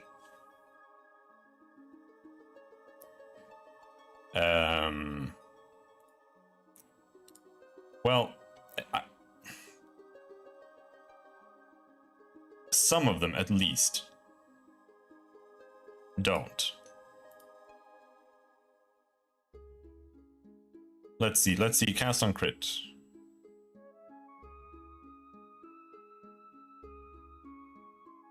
I think it doesn't use up mana. It spends the energy that you build up. And how it works is, from what I understand, it doesn't say it on all, but it says it on some.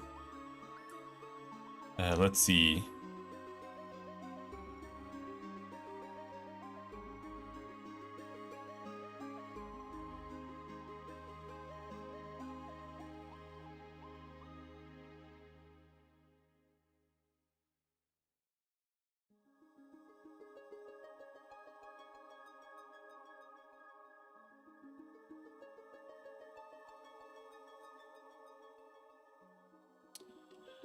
But anyway, from what I understand, the way it works is like if you do cast on crit, for example, it says triggers all socketed spells and loses all energy on reaching maximum energy. But the maximum energy isn't stated here, as you can tell. It just says gains 10 energy when you deal a critical hit with a skill. And what happens is that you gain maximum energy based on what you socket into it. And I think that was based on the spell's cast speed. So the more spells you put in and the slower those spells are to cast, the more energy you need to build before you cast a spell. But you can put like 5 spells into all of these. Cast on crit, cast on shock, cast on minion death, cast on ignite, cast on freeze. All of those that use energy to cast spells, all of them can contain 5 spells. But it's gonna make you cast things just way slower.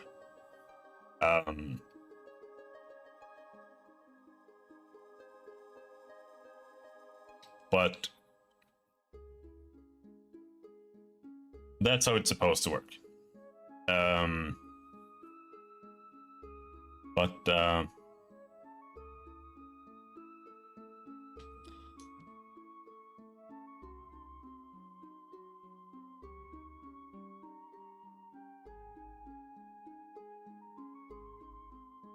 Wither, Raging Spirits.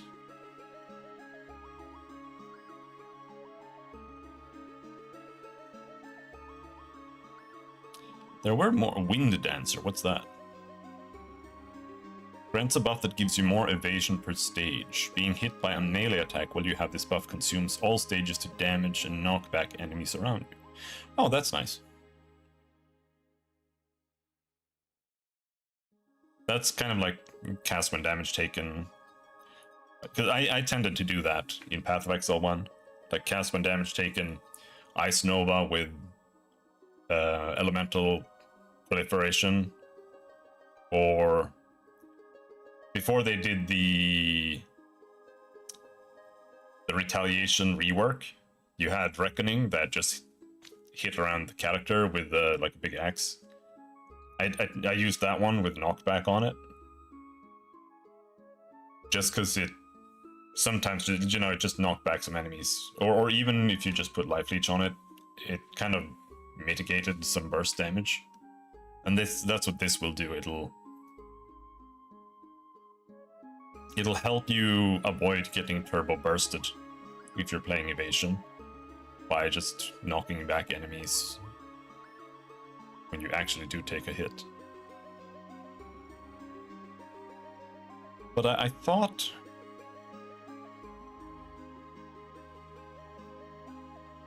While active, enemies in your presence are easier to stun and inflict elemental ailments upon. I feel like they've added more meta gems. A lot of these weren't really here last time I looked. Time of Need invokes divine blessings, periodically healing you and removing curses and elemental ailments from you. 10 to 12 seconds between blessings. Every 12 seconds you get life and removes curses. That's kind of... But this is the kind of thing where you can put like reduced duration on it, and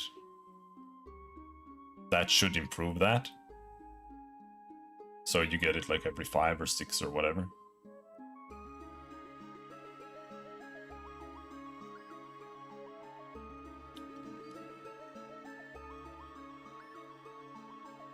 I really like that there are so many different ways to use your spirit, and hopefully we get more as well.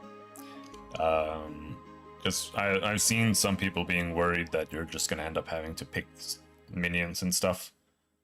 But that's just not true, because all of these that count as a buff, you can use them with a support skill and turn them into an aura, right? So you can give them, you get life regen, whatever, more accuracy rating, more mana regen. And I'm also curious, because the support gems only show us level 1, but do support gems have levels too? So is this actually going to get better as well? Because some of the support skills are like, they're really good at level 1, but do they actually have a level 20 variant, or are they always just level 1?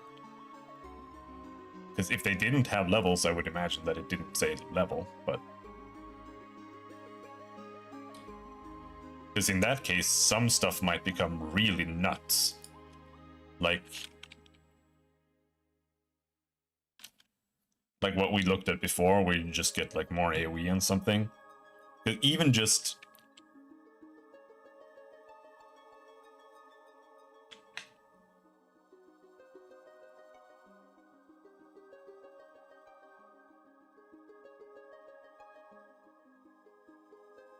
Even just this. This is just increased AoE.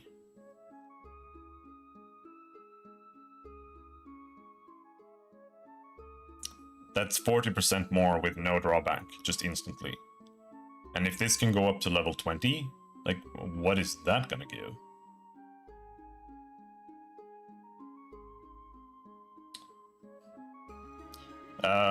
No, the gems do have level requirements. I don't know about support gems.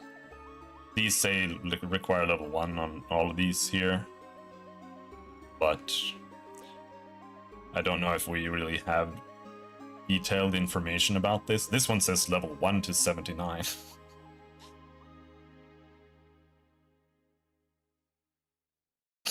And this one specifically says level 1 to 20. So yeah, support gems...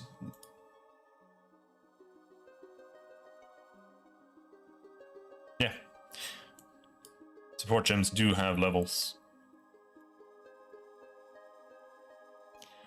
Requires level, whatever, 52.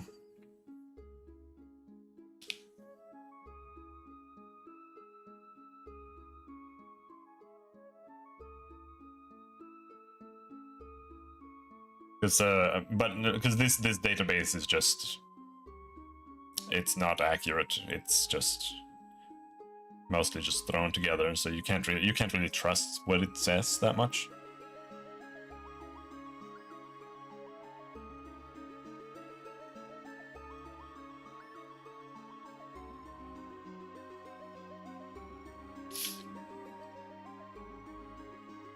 Fire. Okay, so if we're gonna play a fire build, if we look on the red side, gain extra damage as fire, that's not particularly interesting, but what becomes interesting, because they have changed how support gems work, so that you no longer can put, like if you take one fire infusion, you can only put that on one skill, and you cannot use it anymore. Because of that, the fact that this exists means that it's now kind of what's going to determine what your main ability is. Because this is what you're going to put on whatever you're trying to DPS with, mainly.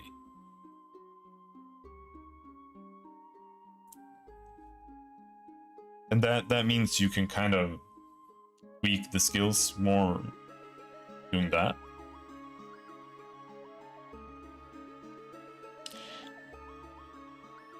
%100% more chance to ignite. Charlie Kelly Esquire tried to preload 5 times last night. Yeah, I did too. And then I just gave up and I just installed it on Steam.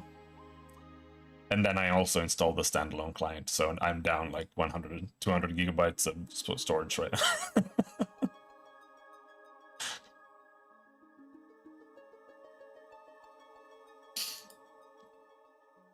So we'll have to determine like which skill should I ignite with, really. Because this is, you know, 100% more chance to ignite, 100% increased ignite duration on enemies. I don't really know if I need ignite duration. I don't think so. Because we're already doing, like I'm already doing temporal chains.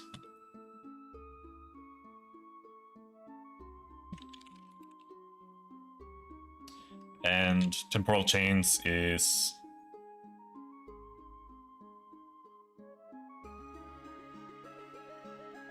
Yeah, they don't have the actual effects on most of these yet.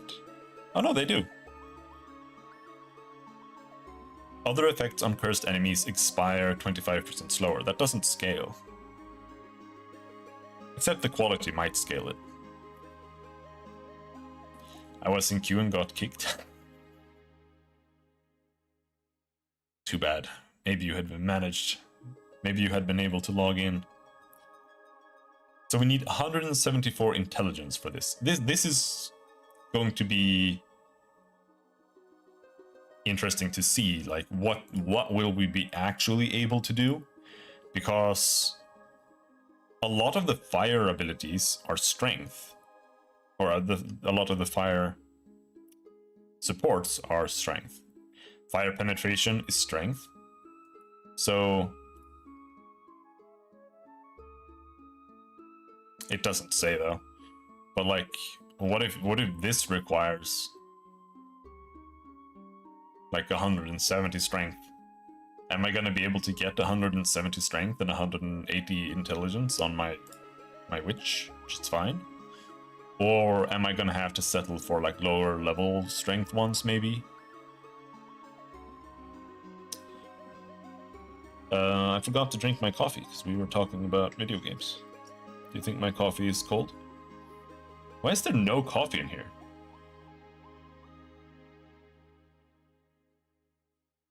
I'm just gonna boil more coffee, whatever.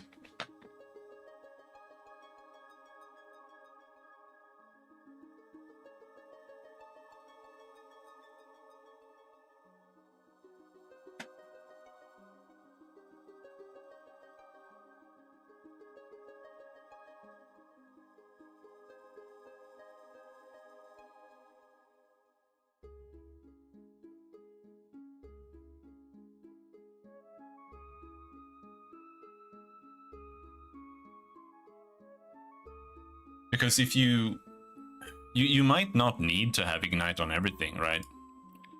Because you can just do something like this on one ability that you'll throw every now and then and just ignite with that. I don't like using thermoses because if I use a thermos, I'm gonna forget to clean it and it's just gonna stand here and get gross.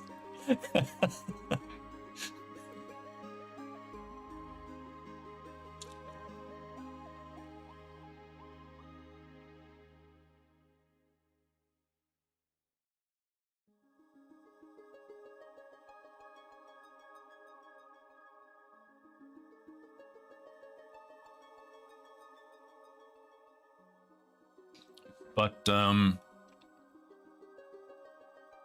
let's see, skill gems. If we look at fire skill gems.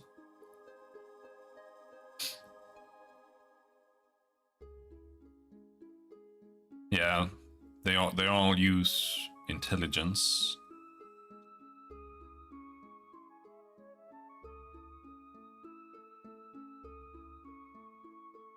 I think this attribute requirements of gems can be satisfied by your highest attribute. I think this is going to be one of the biggest notables of any Ascendancy in the game.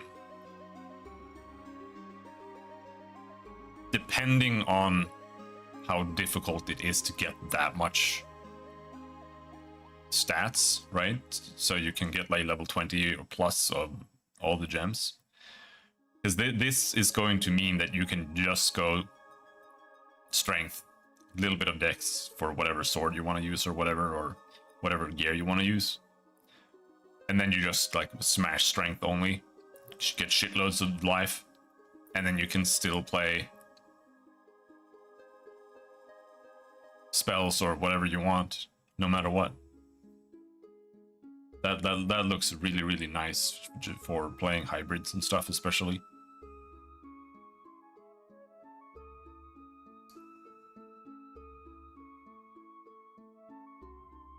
The one thing I always worry about when playing some kind of mage in general, like here you have Solar Orb, and you also have Firestorm, and you have Flame Wall. And if you're playing that in a group with a friend or something, if you're focusing on AoE, you're basically just like blinding them with just clutter all over the screen constantly. But I'm really excited to try being able to play with multiple abilities, because that's just something I made like 40 characters in Path of Exile 1 trying to do that, and it's just not worthwhile. It doesn't work. You know, like playing like last league or this league, I made a Templar playing Incinerate with, what is it called?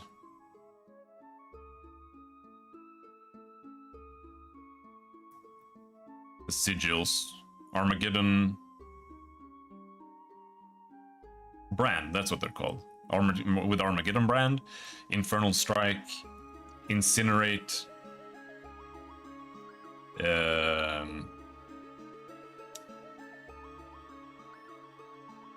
what is it called?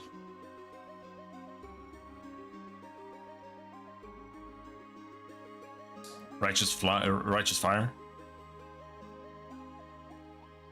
And it's just not worth it.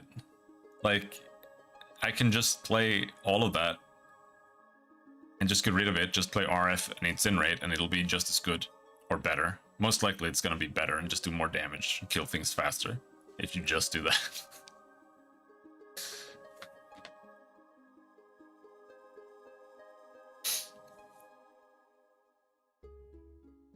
So what do we have here?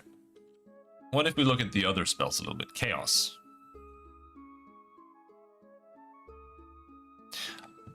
Man, I really want daggers and swords. Holy shit.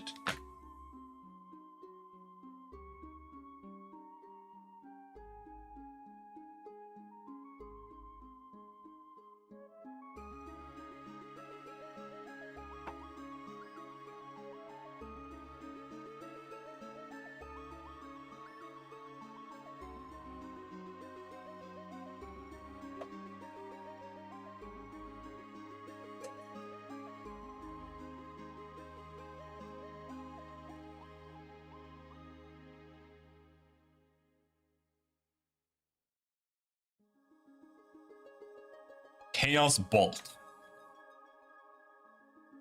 Now see, I don't mind a good fireball or whatever. But I don't like the fireball where it like explodes those projectiles out. It's just ugly and stupid. Oh, Soul Rend is actually in the game. I love Soul Rend.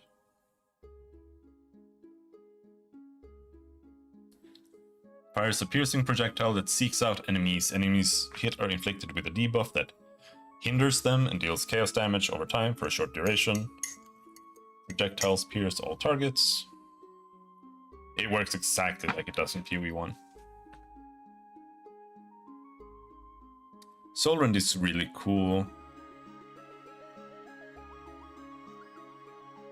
Consumes a corpse to create a cloud of flammable poisonous gas. Any burning effects or detonator skills will explode the gas cloud, creating a fiery explosion.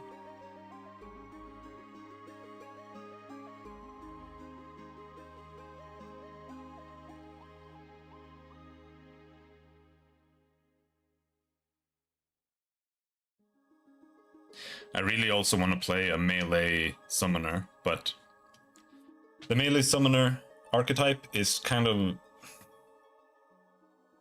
I don't want to do it with a mace. I mean, you actually maybe. Now that I think of it, what would be the coolest melee summoner? You can play like a Sauron build or something like Sauron, Lich King, but with a mace.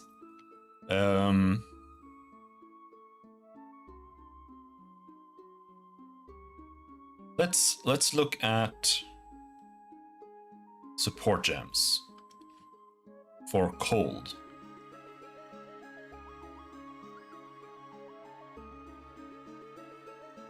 Oh, that sounds cool. What would you play then?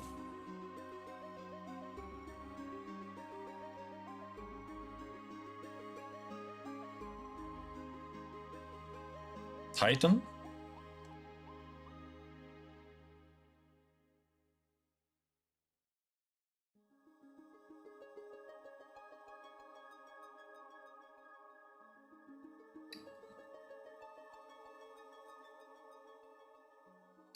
Is there a reach mechanic? You can be the backline? No. Okay, so spears are coming. They're not in the beta right now, but the next two classes that are coming are the Huntress and the Druid. And the Huntress comes with spears. I think there will be both one-handed and two-handed spears. There might be... Though, I think halberds might fall into axes. And just function like an axe. Axes are not in either. But when it comes to like range and stuff like that, in this game, most of the time, attacks have like really long ranges and big hitboxes and stuff. So, but you might be able to play something like that. It really depends what skills they give us later. Because even with all of the other weapons, you can play kind of long range or mid range or close range or whatever. Maze comes with a bunch of slam skills that are more close range or mid range, but you also have like Thunder, which shoots out like a wave of broken earth that goes out like that. That's lets you play more of like a ranged character with a two-handed mace or one-handed mace. But we haven't really seen that much spear stuff. So there is one video.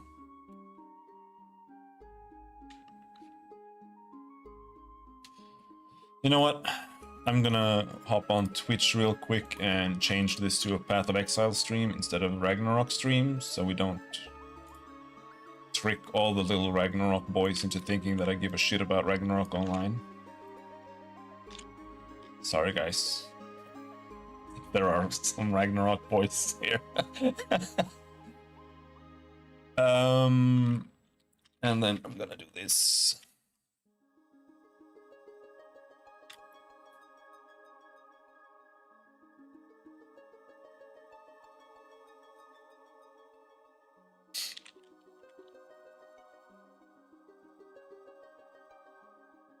Let's see. Right. There. Is this free to play on official launch? Nope. $30 for entrance.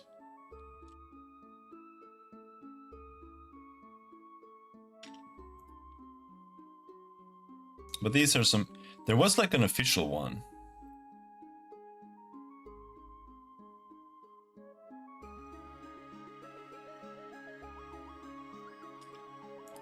That one.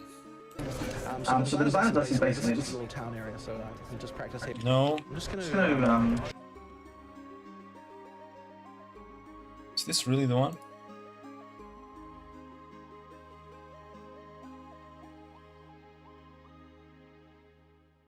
But this one... I'm just going to show you another island, I guess. This is the warrior. So when it's free to play? like, Within 6 to 12 plus months. Most likely 12 plus months. Between the different, Do I dare say that the other game, is it similar to a B? like in PoE 1, this would be like this is warrior. Slam, damage to all the yell to get the exert, and then do the supercharged slam to get a lot of damage. Bam. So you've got to target by so and there's the Huntress, but here the larger the storm gets, and when you he's playing a one-handed spear build here, and I feel like the Huntress isn't really finished here.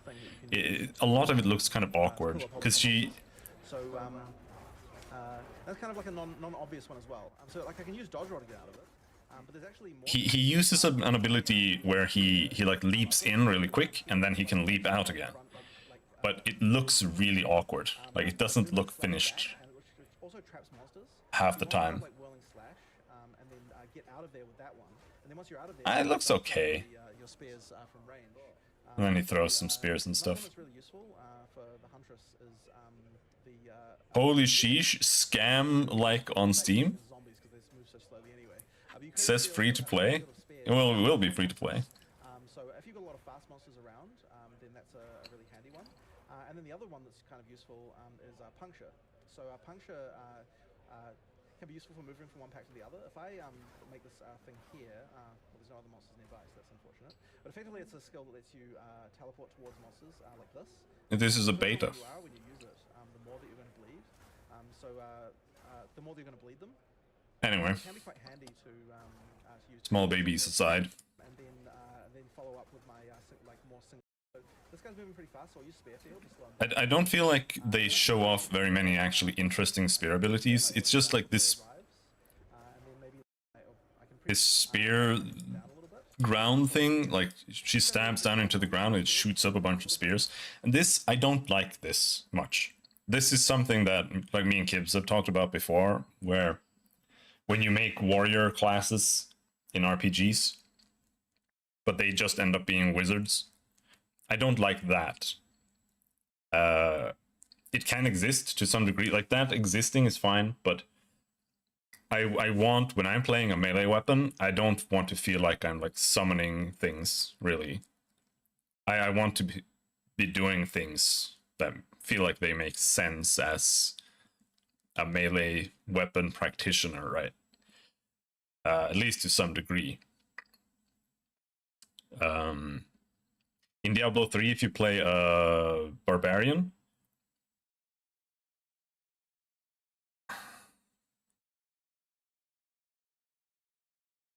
sure wants large sum of quota. It's $30, dude.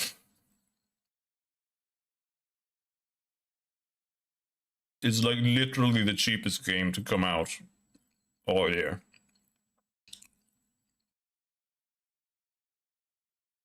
Plus, you even get microtransaction currency for it, so you can buy it from Stash Tabs.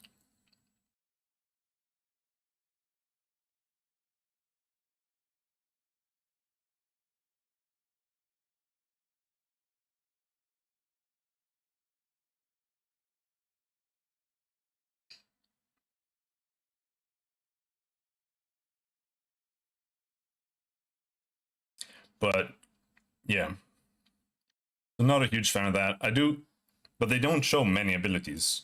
She uses Blade Storm, a little stab there, Pre-prepare my Whirling Slash before he arrives. and that summon thing, and Go back into the puncture. that's pretty much it. Then she A lot of mobility throws some spears. that you can achieve if you kind of know what you're doing, which I honestly don't really that much compared to some people on the team. Yeah. So I haven't done too much practice on this class. But the skill ceiling for PoE2 can be quite a lot higher because of the fact that there's a lot more of the sort of action combat stuff that you can do. We'll see how that ends up feeling. So you don't have that many more skills. Alright, dude. Time to go. Bye-bye. I guess that's it there, just sort of enough to show you, yeah, like at least some of the basic stuff that you can do as a huntress. We do have a lot of other like elemental spear. Stupid people complaining about stupid things. But this class, what it's kind of really about is sort of going into and out of combat a lot. Company asking $30 for their video game when it comes out. Jesus Christ. You've got stuff that you can do from range. You've got stuff you can do from close. It's really about exploring that that sort of in and out kind of thing that it's got going on.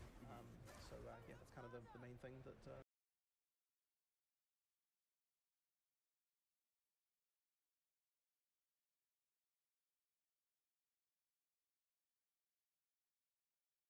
Alright, let's boot up Path of Exile 2 instead and just have that in the background.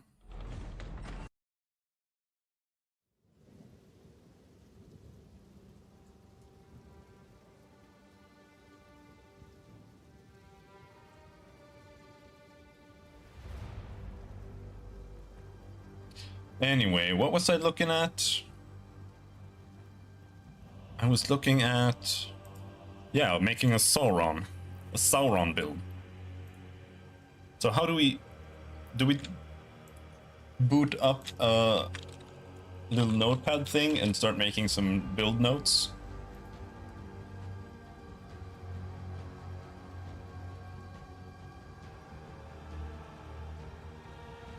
Let me just install Notepad++ because it's the only decent notepad. I think that's loud. Something like that, maybe. Yes, Path of Exile 2 will be free to play later.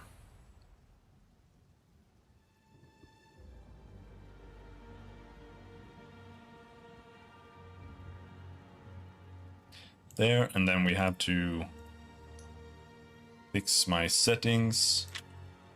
App data. Notepad++.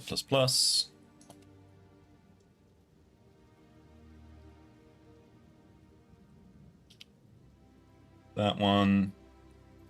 App data, roaming, local. Notepad++.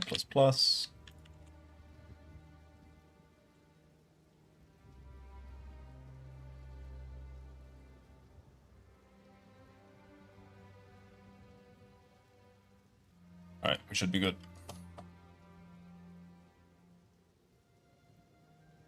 Yep, there we go.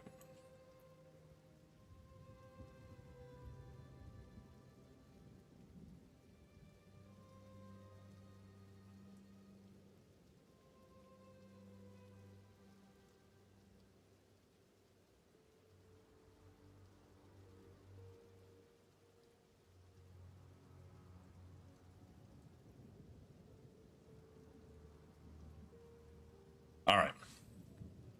Gems. Skill gems. We need minions. These are all the minions. So we need some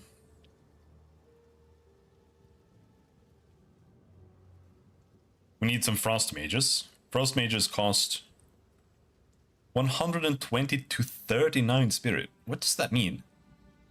Do they go down in cost as you level them up?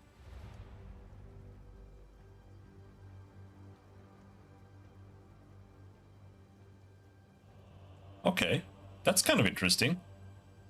So in the beginning you can only have a few, and later on you can have a lot.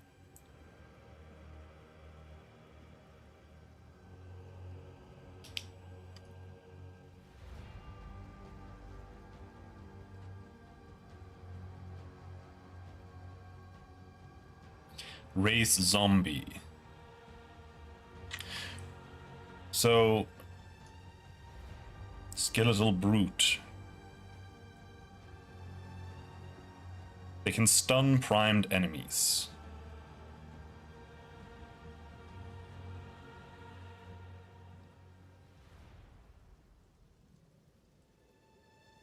Skeletal Sniper.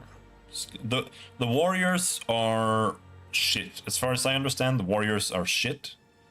As in, they are meant to be bodies, right? They're not supposed to be there to take damage. They're supposed to be tanks. And if we're gonna play Sauron, then we might not want that.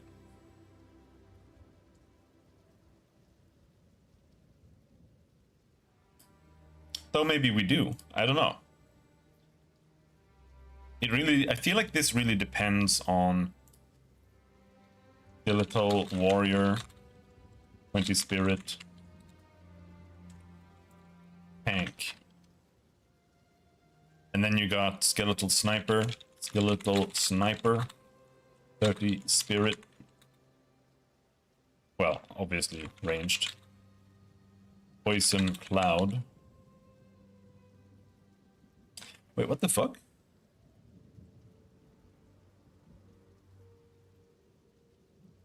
Oh, no, it's because it says explosion down there, but no, it's the poison cloud there that can explode.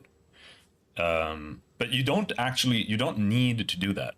Like it's very tempting when you see that you can generate a poison cloud that you can then explode, to be like, oh yeah, I'm gonna play fire with that. But you actually don't need to, because it's still a damage over time that just sits there. So actually just leaving it alone is completely viable. So if you have some skeletal minions there,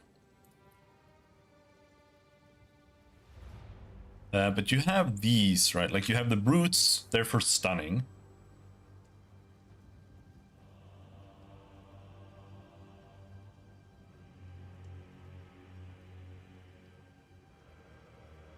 But I feel like if we're gonna play a two-handed mace, we're probably going to compete with them for stuns.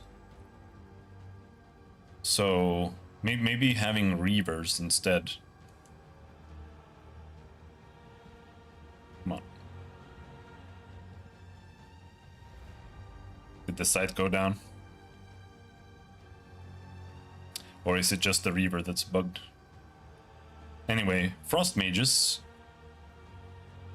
Frost mages have an active ability, so when you have the frost mages up, and the way minions work is they just die, right? When they take damage, they eventually die, and then they get resurrected automatically without you having to do that. So instead they have an active ability if you use the skill, and here it says crystallizes the air into icy shards that explode outwards when they hit the ground. So it does like an ice AoE. So, and a frost mage is then skeletal frost mage. It's 49. Was it 49 or 39? 39.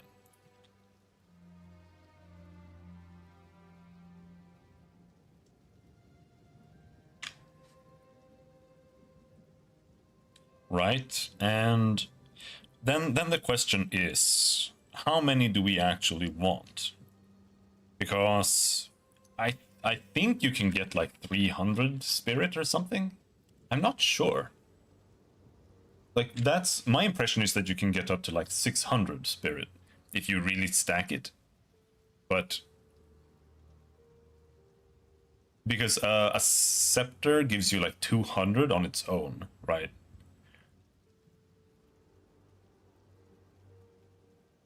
And the thing, I don't think you can... I think scepters are like... You can't attack with them. I don't really understand 100% the idea that... Or like how scepters are supposed to work. Because scepters come with their own built-in abilities too, just like wands and staves. So I don't think you can actually attack with them.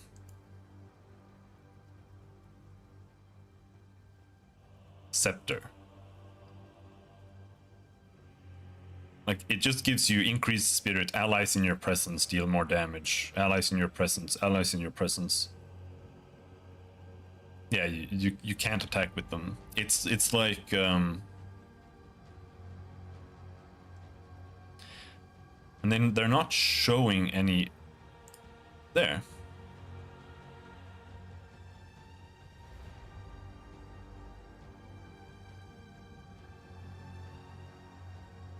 So to me, this kind of like, can you have this in your offhand, or is this main hand only?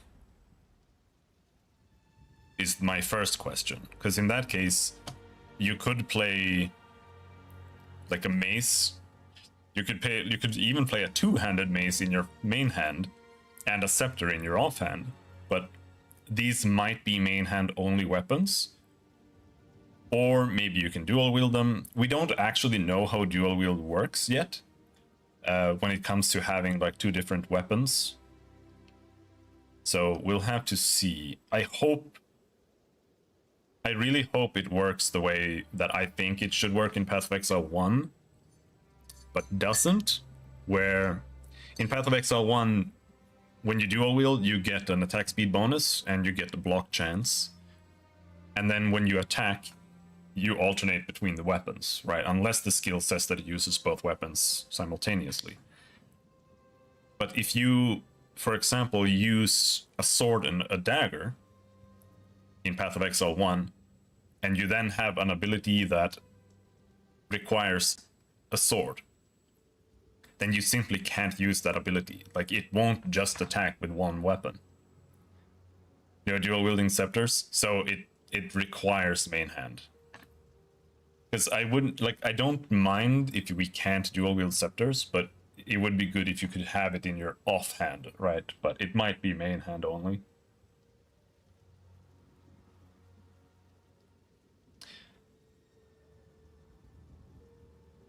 But yeah, in Path of Exile 1, if you have a sword and a dagger, you can't use sword only skills, which I think is wrong. It's like, I kind of get it. There is a problem there where you're dual wielding, right? And you're getting a passive bonus for that. So if you're doing that and then you're using an ability that only uses one weapon, that kind of makes the dual wielding bonus feel misplaced, right? But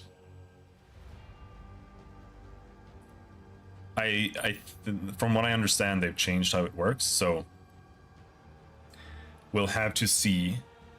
Since there are only maces in the game now, we don't really know, we can't really test, but I really hope it's that way, where you can have like a sword and a mace, and if you use the mace skill, it just attacks with the mace only.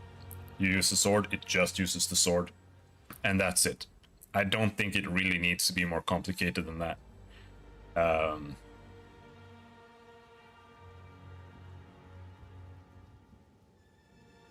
But we'll have to see.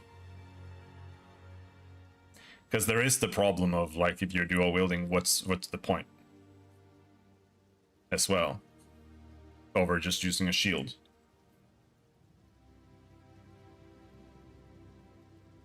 If you don't get any bonuses.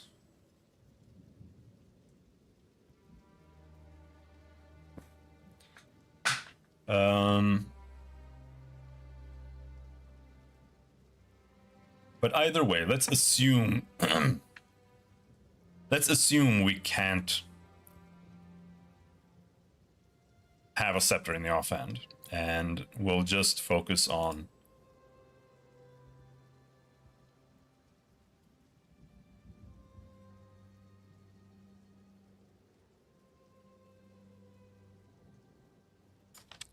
maces. Come on.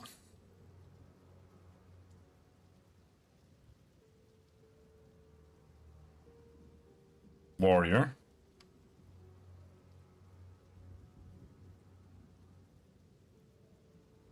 They ruined it. Before you could filter by warrior only. Can you do that still? Warrior.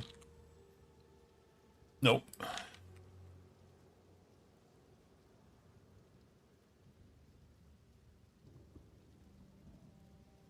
Mace. Okay, there we go.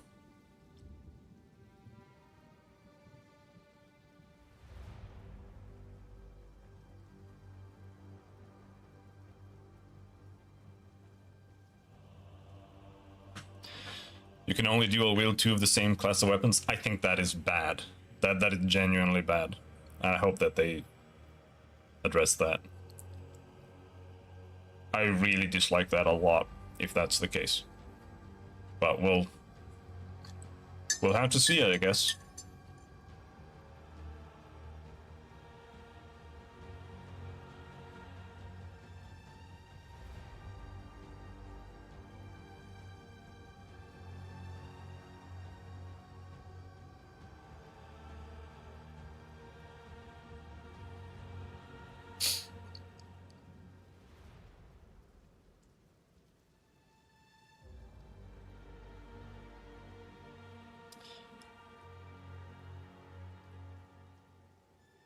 So, Bone Shatter, that's the stun skill.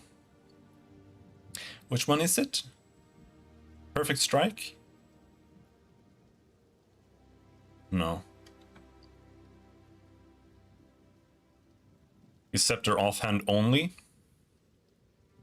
I thought it was main hand. But maybe it is offhand. I don't know. If it is offhand, then you could play Mace and Scepter.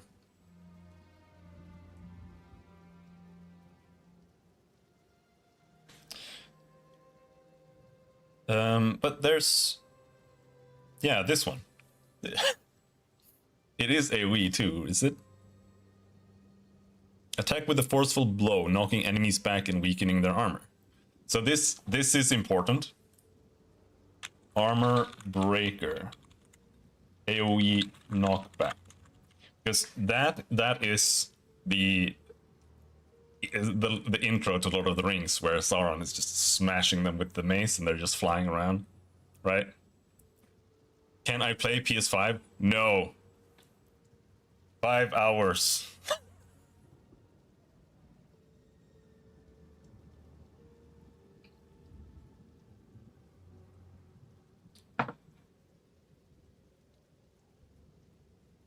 So we need Armor Breaker to get that. And then we also need Bone Shatter. Bone Shatter. Armor Break.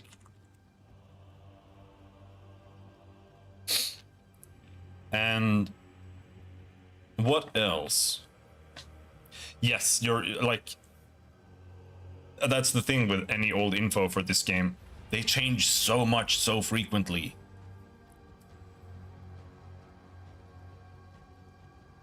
Yes, 5 hours.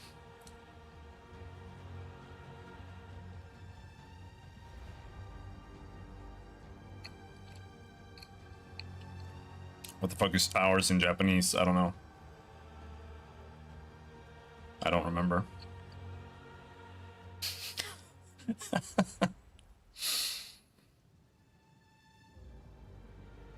But we need... So we have Bone Shatter, Armor Break. Now, the question is, do we want Earthquake?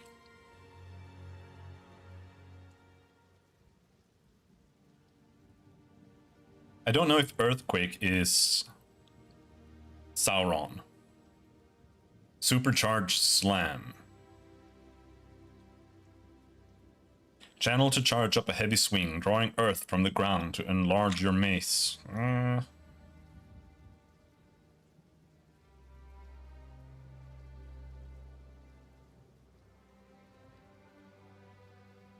not sure what else I feel makes sense. Rolling Slam, not really. Maybe Earthquake is the way to go.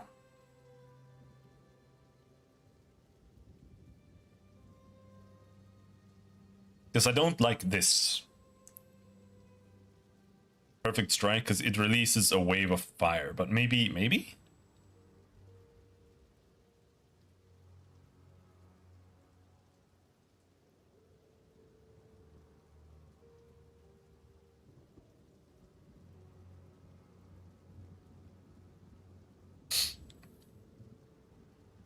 Oh, Polly.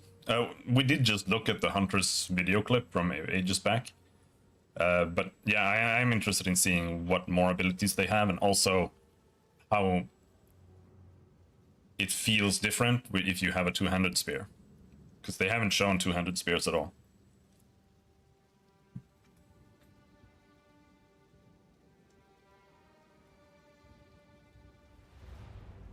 Well, we don't know about Together, but Huntress and Druid will come next. That's all they've said.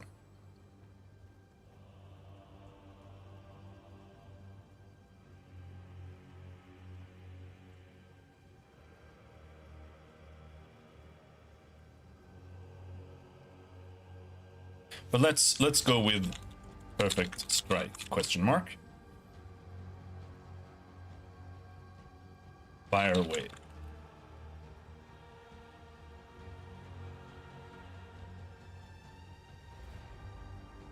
Right, and then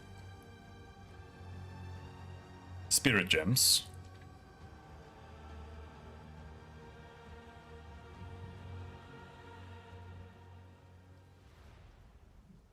Where is Herald? Herald.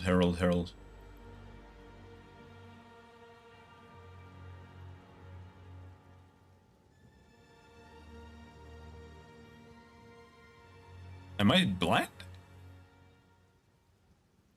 Herald of Thunder, Herald of Plague, Herald of Ash.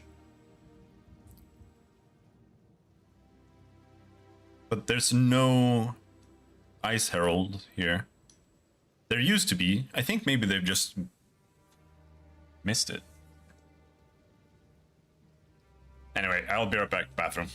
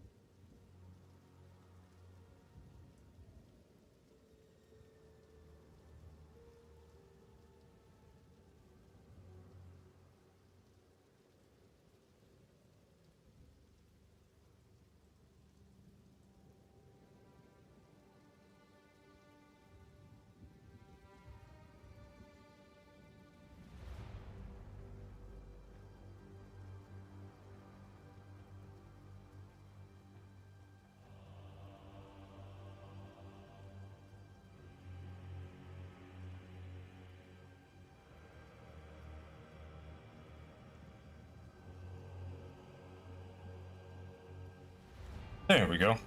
I'm looking forward to going full discovery in my playthrough of normal mode. Gonna try to see if the game is open to the... what do you mean open to, like, discovering what way? Just the build, or just running around in the world?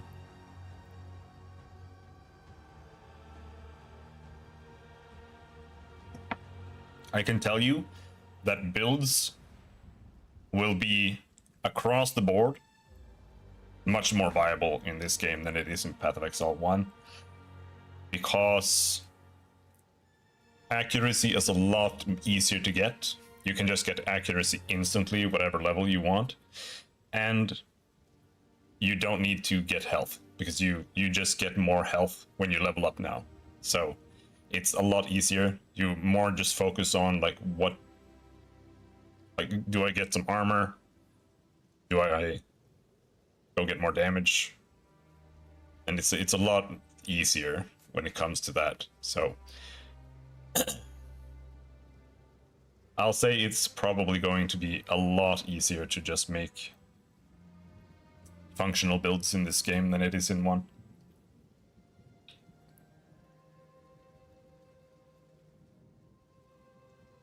Plus,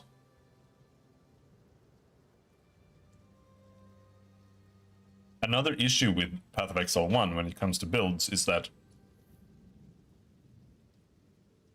a lot of the skills are meant to be bad. Because they don't have proper functionality within the context of the game. So, like, skills like Heavy Strike, or just, you know, the basic low-level spells, a lot of them are meant to be bad, because you're supposed to just use them while you're leveling, and then you move on to something better. Like, instead of Heavy Strike, you're now using Blade Storm, or Cyclone, or whatever. But that's not really how this game works in the same way. Here you have skills that fill functions at lower levels that don't exist at higher levels. So, like, not all abilities are gonna be viable as your main damage ability, I imagine. But, because, like, if we go and look at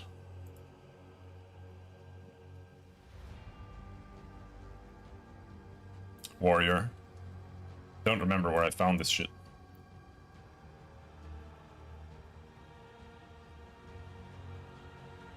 Was it here? Yeah, here. Like, if you look at Maze here, you have Rolling Slam there. This is like a combo. This is basically the bread and butter damage ability of the... And same thing with Earthquake. It's like, even when you're down here and you have these abilities to choose from, the top abilities, level 1 abilities, are probably going to be your main abilities, really. Like, there are going to be options to do different things later down and, like, tweak certain of these abilities to be more like your main ability, but I feel like the further down you go, the more specific they are when it comes to function. Like Hammer of the Gods, for example. It's got a 24-second cooldown. It only has one purpose, and that's to be like a huge nuke when enemies are stunned. I hate this skill. This is the worst designed skill in the entire game. It is so bad. I do not like it at all.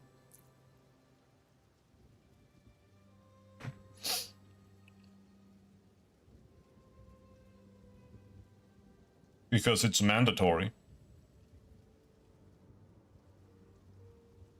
You have to play this skill if you're playing Mace.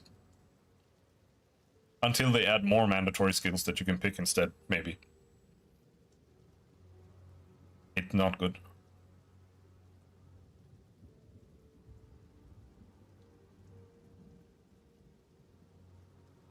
Because of the cooldown time and the amount of damage it does, taking this and making this do more damage on like stunned or armor broken enemies or whatever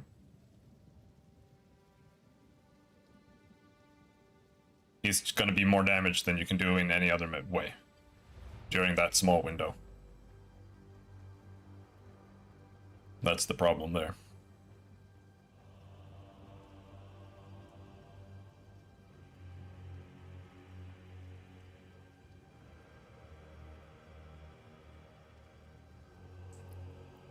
So Sauron build. Unfortunately, Glacial Cascade is now a quarterstaff skill. Otherwise, I would have used that.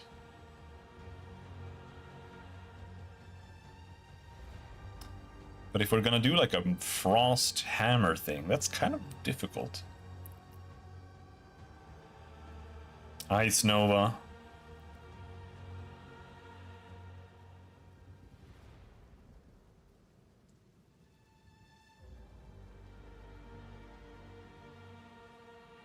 Cast on Stun, Ice Nova.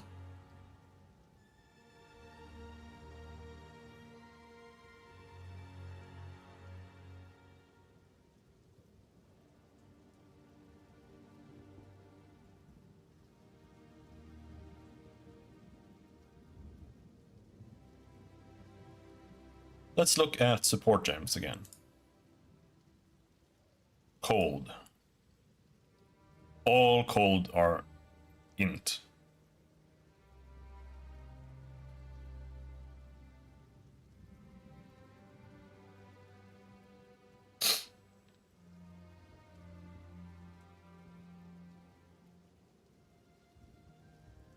I imagine they will poly. But hopefully you don't have to use those, because I do want to have zombies on a Templar. But I imagine they will get those Holy Relic things. I would be very surprised if they don't, because that's its entire identity in Path of Exile 1 when it comes to that kind of stuff. And I do really want a Paladin type thing, because it's really hard to do that in Path of Exile 1.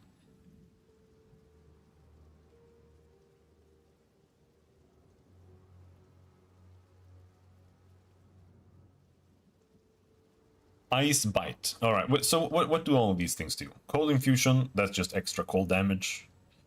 So if we put that on something, if we put that on like Armor Breaker or something, then we can freeze with that. Maybe.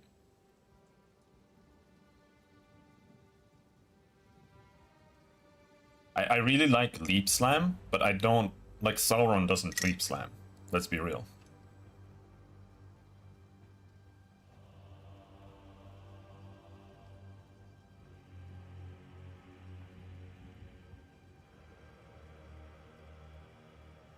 The question is, like, do we go just full minions, or do we go cast on freeze or cast on stun or something like that too? Because if we go cast on stun,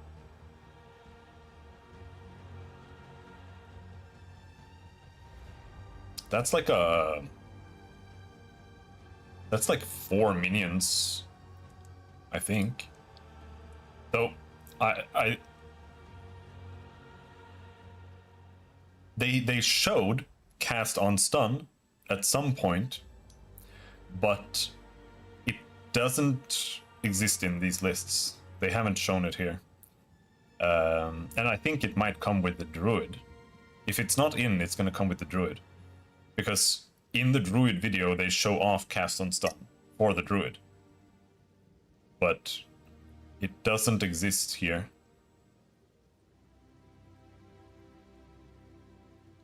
Which is a shame, because I actually really want to do cast on stun. Because one of the things in Path of Exile 1 is like all the cast on supports are, it's just not fun. Like you play cast on critical, and then that's your entire build. Because you have to link cast on critical to your main ability. And then that's all it does. It's just doing criticals so that you cast spells. And at that point, I feel like you might as well just cast the spell. Like, I might just play a wizard. The only difference is that now I'm cycloning.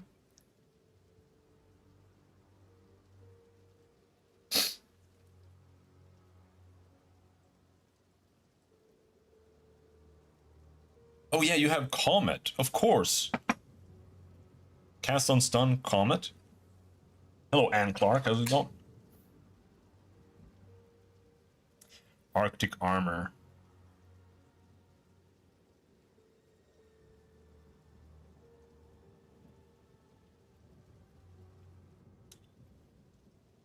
That's only 30 spirit.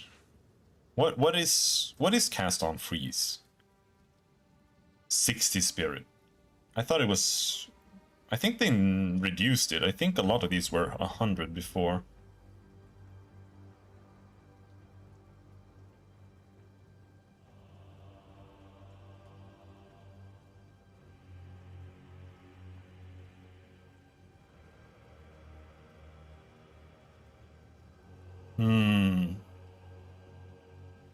Oh, this one is new. I think this one is new. What does it do? While active, your undead reviving minions can be used in place of corpses by your skills, but your minions revive more slowly. Alright, Polly. Good luck with your nap. So yeah, people were talking about doing corpse explosion with this.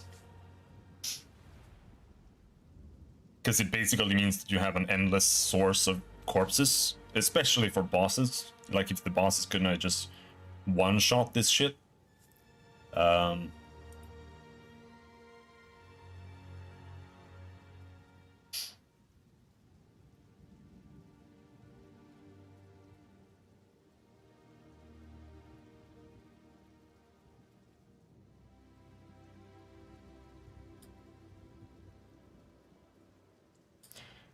Warp.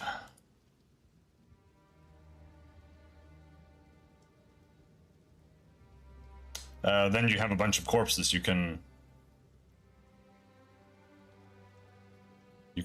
corpse explode, but I don't really want to do that. This one, on the other hand, Grim Remnants. Enemies and reviving minions that die in your presence have a chance to drop Grim Remnants. Picking up a Grim Remnant grants you energy shield, which can overflow maximum energy shield. I don't really like these though. They're kind of like okay still. The thing that these do is that they generate Diablo 3 or Diablo 3 or Diablo 4 gameplay, which is like, it can be a good thing, but it can also be a bad thing, really depending on what you enjoy. It's the same thing with the Chayula monk, where when you use the Into the Breach thing, when there's little buff orbs all over the place. Like, if you enjoy that aspect of it, where you actively have things to interact with and go and pick up, then that's good. If you don't like that, then it's bad, right? And I actually kind of liked health orbs in Diablo 3, but I also kind of don't. So it's kind of like I'm a little bit on the fence whether I like that or not. Same thing with the Mana Remnant thing here.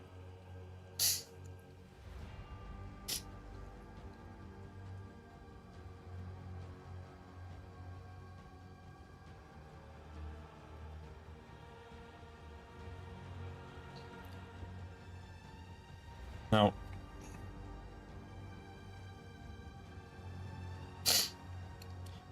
I'm just trying to figure out what is the best way to do a cold-based maze build.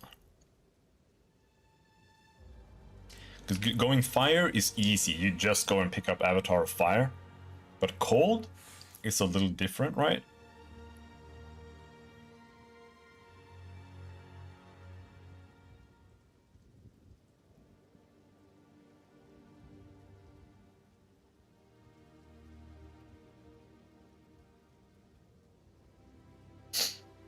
See here?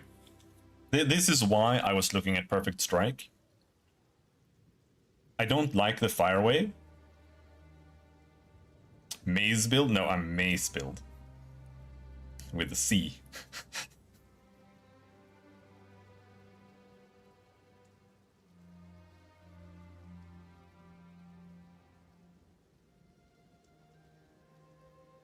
But yeah, Comet used to have a guaranteed freeze. Oh, it's not guaranteed anymore. Oh well.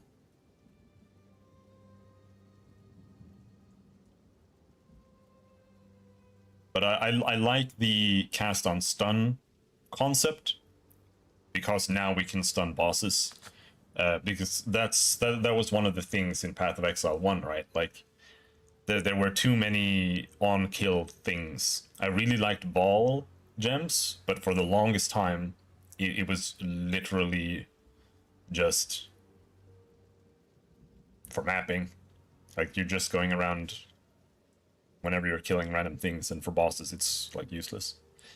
I think you gain charges there now when you're fighting uniques, but I'm not sure. But the same thing with like freeze and stun and whatnot. It doesn't work on bosses, so now the fact that you can makes things interesting. I still think like cast on stun is gonna be bad for bosses in reality, but it still works, right? Like, that's important. But yeah, this, so if we have an ability that we juice up to freeze enemies, and then we have this, which doubles the ignite if you ignite a frozen enemy, then that could be cool. However, that still means that we're doing fire, which I'm a little bit like, should we have that or not? Do we want full cold theme? If it's not obvious, I'm the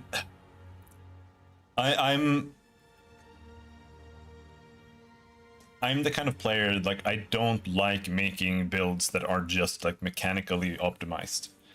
I only like playing builds that feel good thematically, and then I try to make them work as best as I can. Because there are people who are like, oh, you know, they're looking at storm color or whatever, and it's like, oh wow, look, I can shock now with ice spells, and then I'm gonna stack ice to like triple shock, and I'm gonna get so much damage. And I'm just like, well, ice shocking is just kind of stupid. I don't want to do that.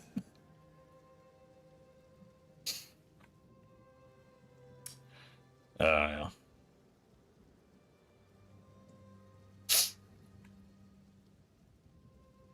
This is also an option instead of Frostfire, maybe? Elemental Discharge. Supports any spell that hits enemies. Oh, it's spells. Causing it to consume elemental ailments on hit to trigger an Elemental Discharge. Cannot support the skill of minions. There is another option, right? Skeletal Frost Mage. What if we focus less on freezing with the mace and focus more on the Skeletal Frost Mage? Maybe we even have 4 of them. And the Frost Mage is where we get our freeze.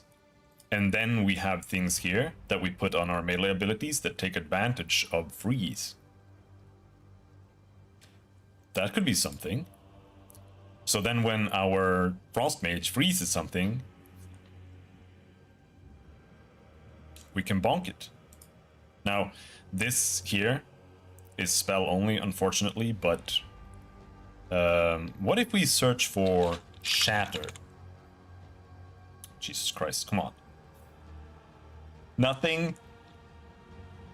That's a whole thing.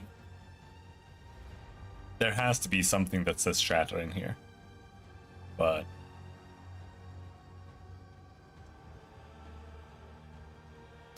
is there Frozen?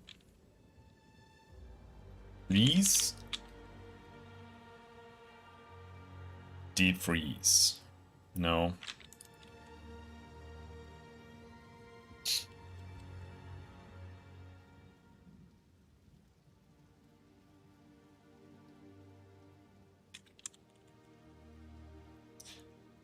Yeah, like it just the search function just doesn't work quite right. I search for freeze and it doesn't even find Frost Nexus here.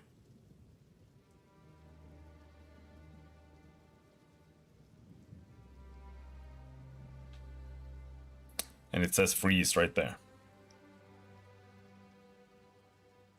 However, that is listed under cold, so again, let's go through these. 50% more freeze buildup. Just put that on the Frost Mage then. Frost Nexus on the Frost Mage. Chilled ground when they freeze an enemy. Maybe. I'm not so sure.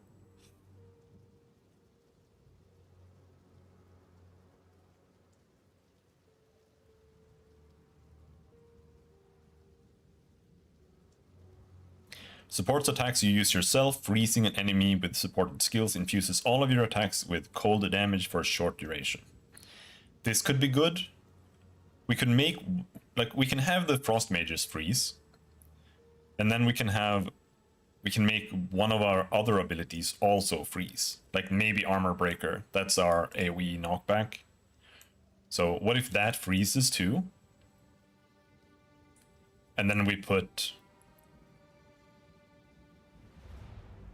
I think we should have Frost Nexus on either that or on the Frost Mage. It's just... Also...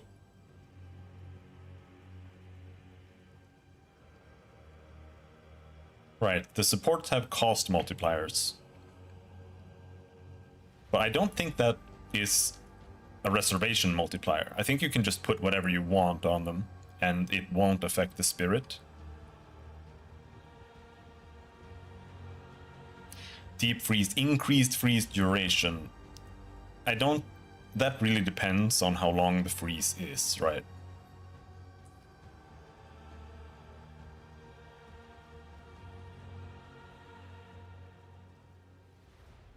Supported skills cannot cause freeze buildup. Supported skills consume freeze on enemies to deal 50% more damage. So that's what we can do on Perfect Strike. It really depends, because the fire wave will probably happen after the strike, so that means we probably can't do this plus Frostfire, but we also might if there's more than one enemy, right? Because then you might shatter the first enemy and the other ones all get Frostfired, maybe? Who knows? Cold exposure. On critical hit, we're not doing crit. Cold mastery, that's just that. Cold, bonus to cold skills.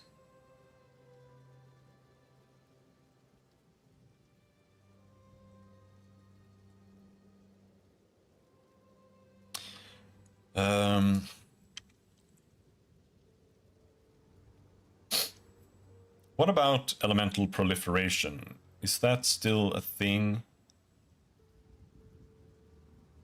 I really enjoy elemental proliferation, but it doesn't prolifer.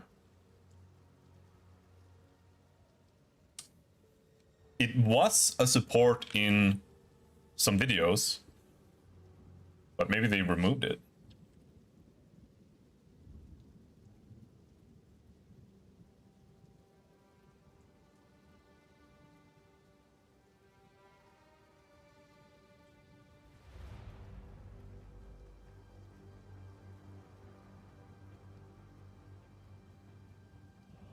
Drain ailment. Right. You drain ailments and you do more damage. Damage over time.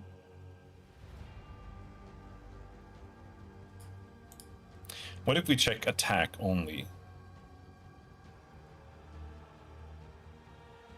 Leech mana.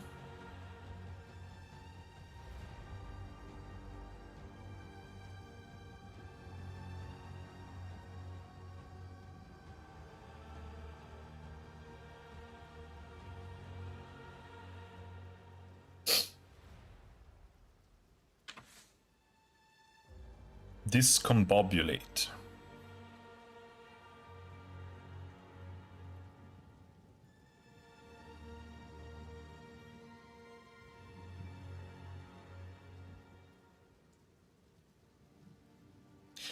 Because if we're going to play like a cold hybrid,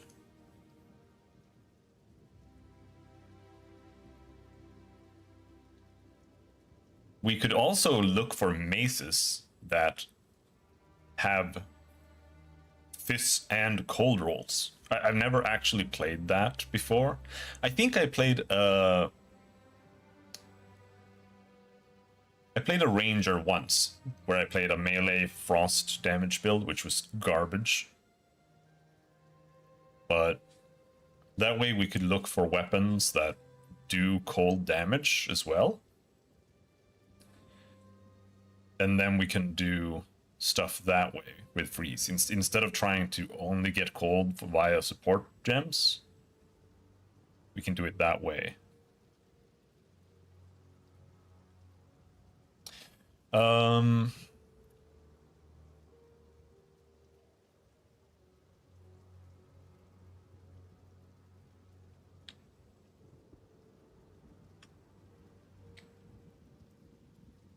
Is this the bad one or the good one?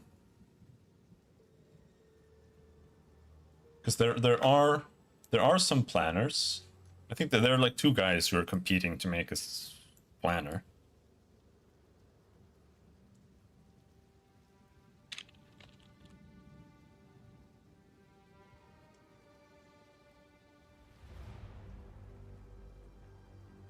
We have cold damage just here.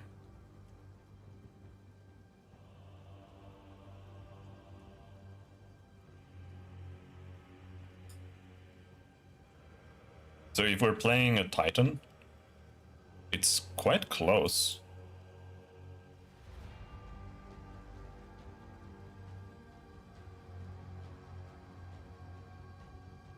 Where is the two-handed thing?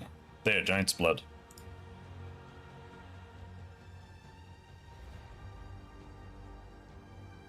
And on the way down there, we have these things.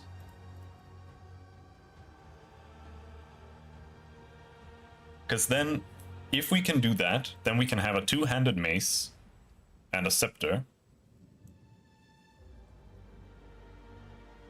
And that might give us like plus 4 to 8 minions.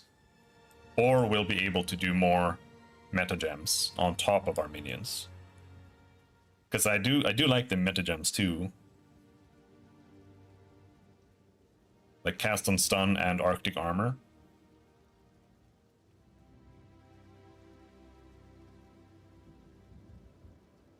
He hasn't updated this. No, there, Titan. He has been updating it. Okay, we know this one gives increased strength. Is this the only node we know? What about the other ones? Gemling Small. Okay.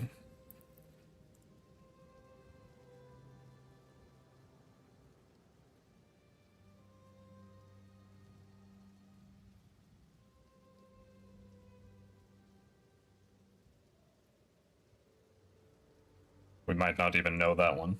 He might just be guessing. Anyway. Titan.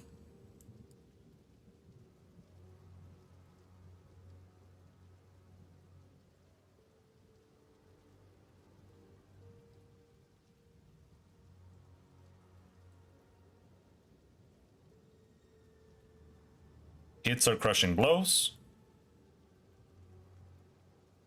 Let's go with this. Colossal capacity and increased effect of small passives.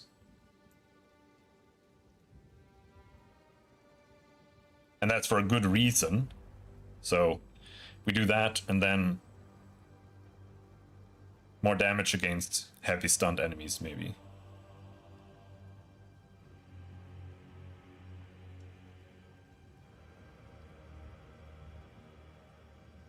Normal enemies are primed for stun when they have at least 40% heavy stun buildup. That's a lot less than I thought.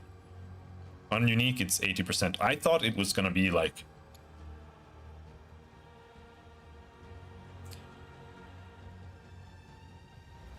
when the next hit stuns.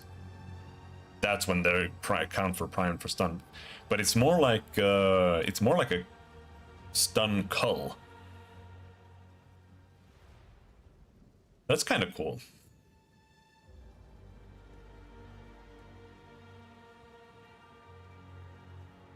And then we do this one. I'm not really sure. I could go without this because, like, your hits are crushing blows. As long as we just play with like one ability that has crushing blow, I would be okay with that. Hello, Reguline. Yep. So I could just go more life and more armor too. I wouldn't mind that.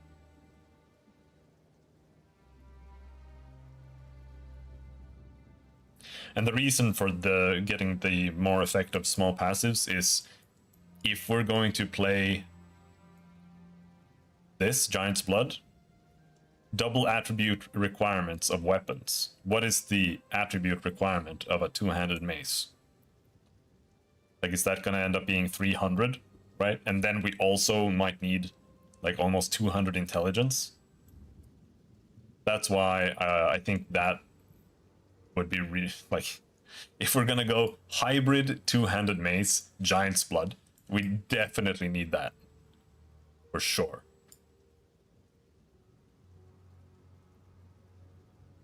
And then here you get plus 25 strength. We need that.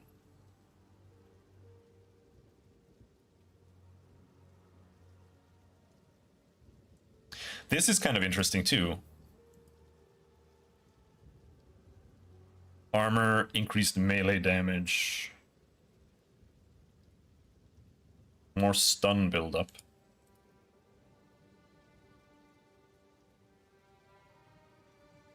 Increased area of effect. More damage against stunned enemies. More armor, regen.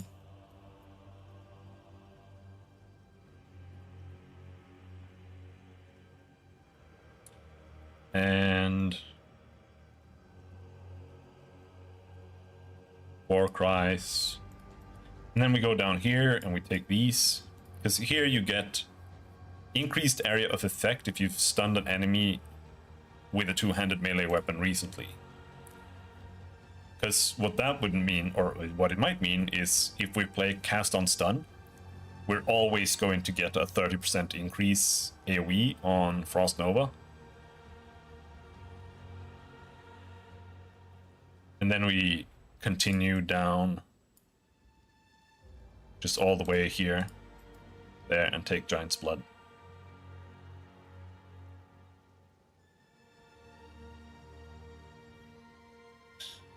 And what next?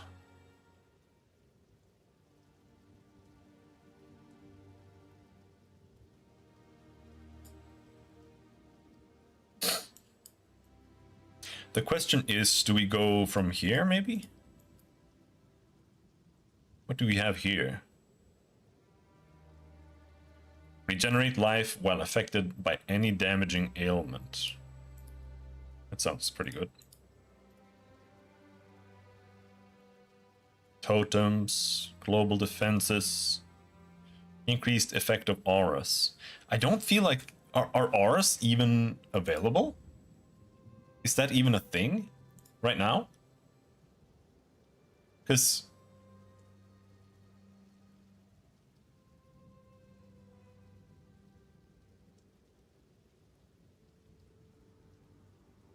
if we look at spirit gems, Alchemist's Boon and Blasphemy are the only auras. So I think auras are gonna maybe come with the Templar.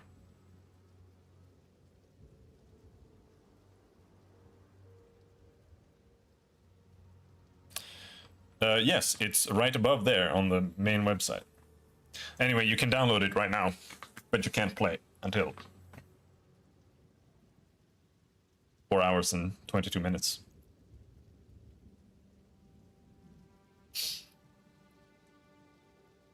You can pre-download on Steam, but you need to actually activate it on Steam first.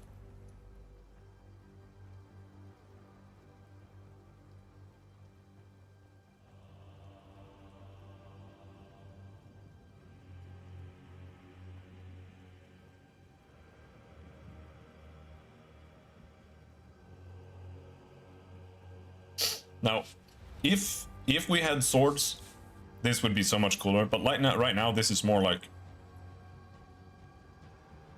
less the Sauron build and more the King Leoric build.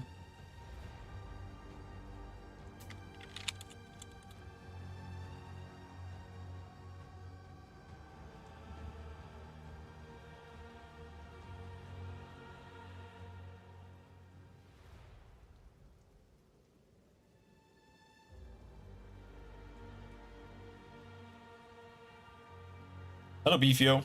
I'm less worried about queues and more worried about the servers actually working. But the queues might... The fact that there is a queue, right, might secure that the servers actually work. So, but yes, we might be stuck. What class am I playing first? I'm not sure. We're gonna play on the Bickering Bunch, which is another YouTube channel. I'm gonna be playing that with Kibbs there, and I might let the chat decide what I play if they want to. But otherwise, I might try this build. This sounds kind of interesting.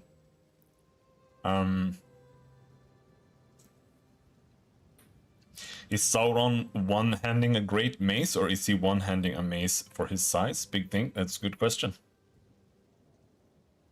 And this build I'm tinkering with here is just like a melee two-handed melee one-handed two-handed mace build with freeze and ice minions and stuff, and then doing shatters and whatnot. But when I'm streaming on my own later on, I'm going to play a fire chronomancer.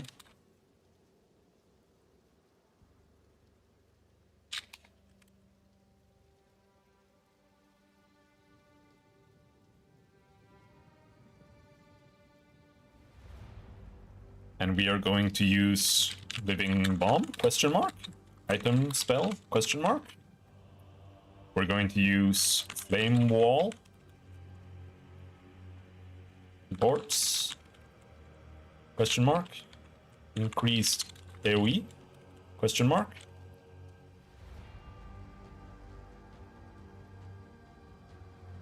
We're going to use Incinerate. Knockback support. We're going to use Solar Orb. Increased AoE, question mark. I don't know if I want Solar Orb to be my Ignite, or what. I don't really know. The one thing that's a little bit difficult with how many new things there are is that it's kind of hard in the list to find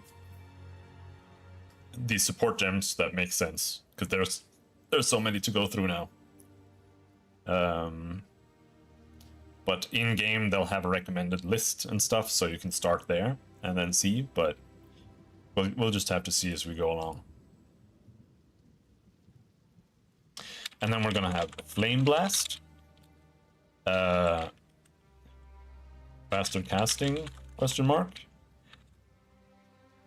And the question is, do I make Flame Blast be my Ignite?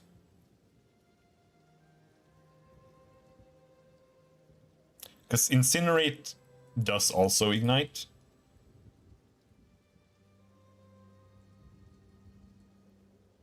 Ignites as though dealing more damage. But Flame Blast is a big nuke. So if I go like Flame Blast,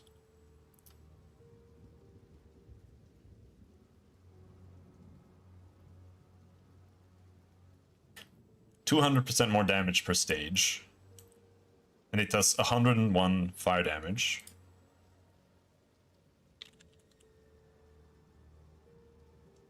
So that's 101 times 20,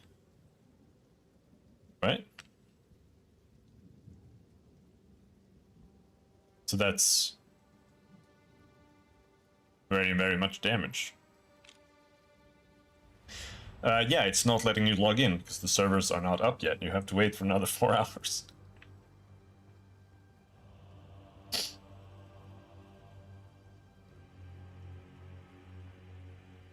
So what I'm thinking is like maybe I do Flame Blast and I make a Flame Blast Ignite build, and I make Flame Blast do like a really, really big, long-lasting ignite.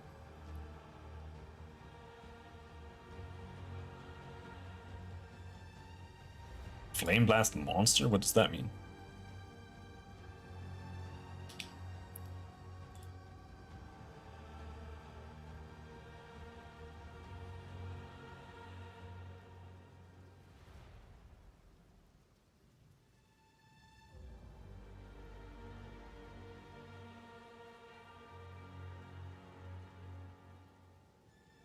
And then you could put Flame Blast on a cooldown, so it does even more damage. So you don't use it that often. And then you do like a really huge Flame Blast that just does like this Giga Ignite.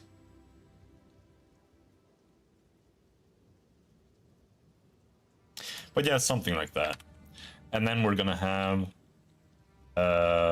Blasphemy, Temporal Chains with, I think, I don't know if this is gonna work. Like the Blasphemy, Curse, and Support Gem interaction is still a little bit like, how does this work?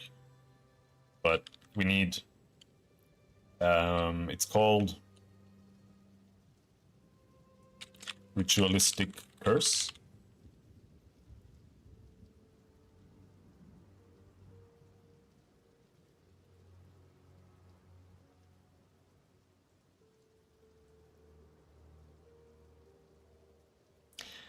And that increases the AoE by 50%. So it depends on if Blasphemy AoE scales with that. And if it does, then that's what we'll do. And it also depends on how Blasphemy works with this eruption thing.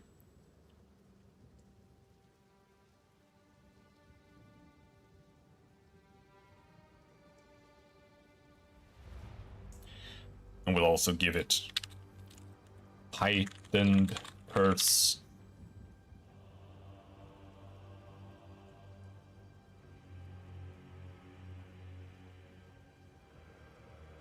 And just have like Giga Temporal Chains around us.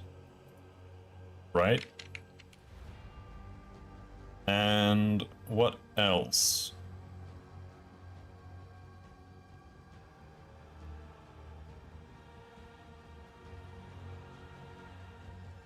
We can do Cast on Ignite too. Cast on Ignite, question mark. But I don't know what to put on Cast on Ignite, really. Maybe the Amber Fusillades there, or something.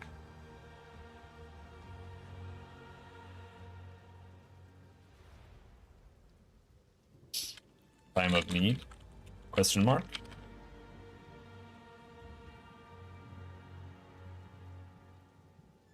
Magma Barrier is for shields, we don't have that.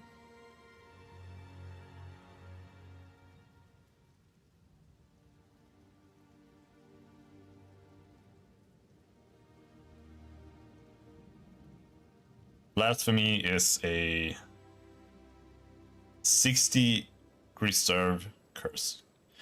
I don't know how much spirit you get baseline. So we'll have to see. But I think it was like you get 30 spirit per act or something, and there are 6 acts.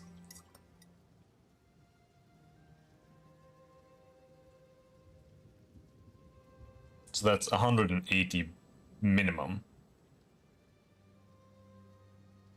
I think you can do quite a lot with these, but it really depends on, like, do supports scale up the spirit cost of auras? Because in that case, like, this Temporal Chains aura might become extremely expensive very fast.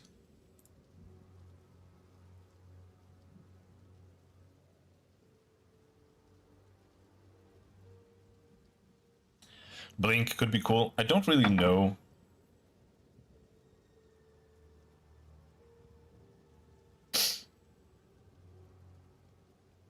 I think what Blink might do, really, because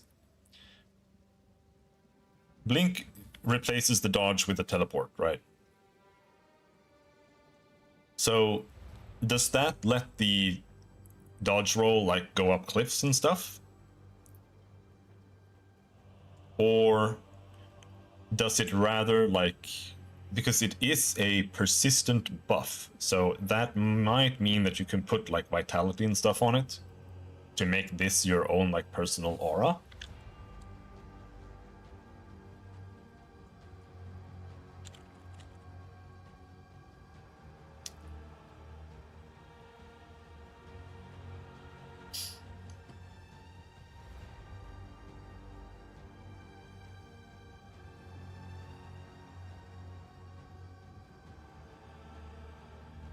Dodge does not avoid ground effects, so you mean you can avoid, like, burning ground with this, for example, or?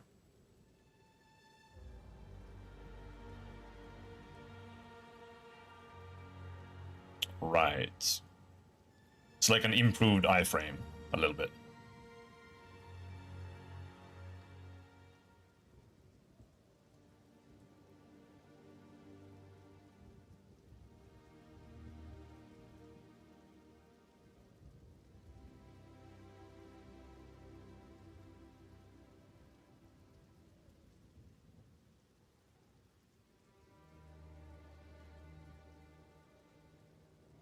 And here you get 30% more.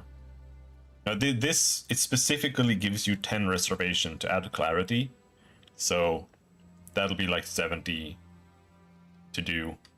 To do blink plus clarity would be 70, and to add vitality.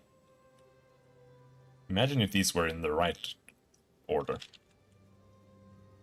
No, not there.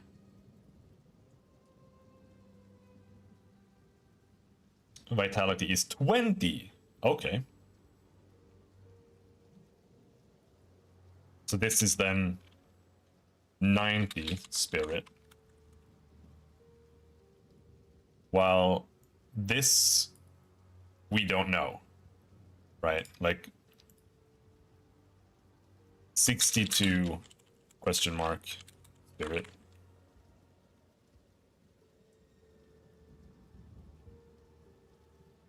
We don't know if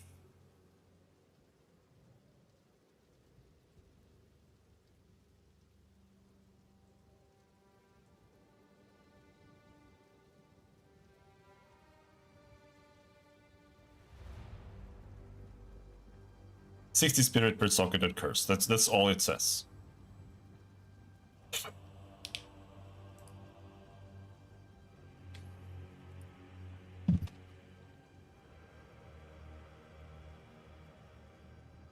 And these have cost multipliers, but cost is not reservation.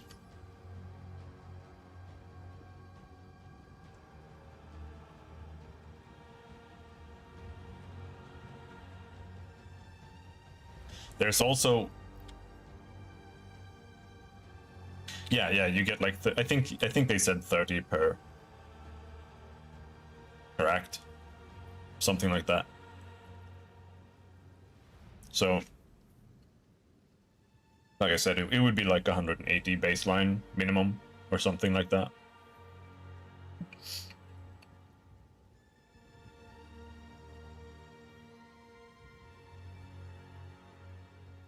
And then you can get more on the amulet, I think on chest armor or something.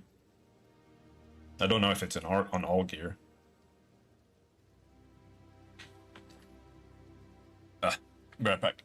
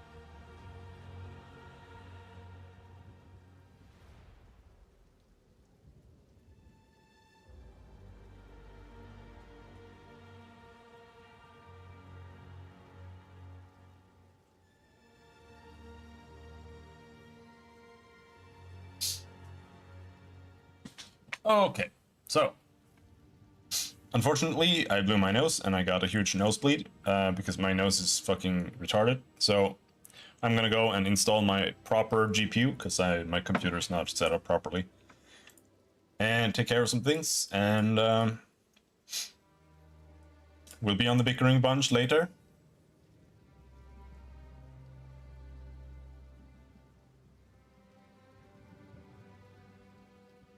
Whenever the game releases. There. And I will stream the game for the entire week after that, so I'll see you later. You'll have to find another waiting room for 4 hours, so I'll see you later.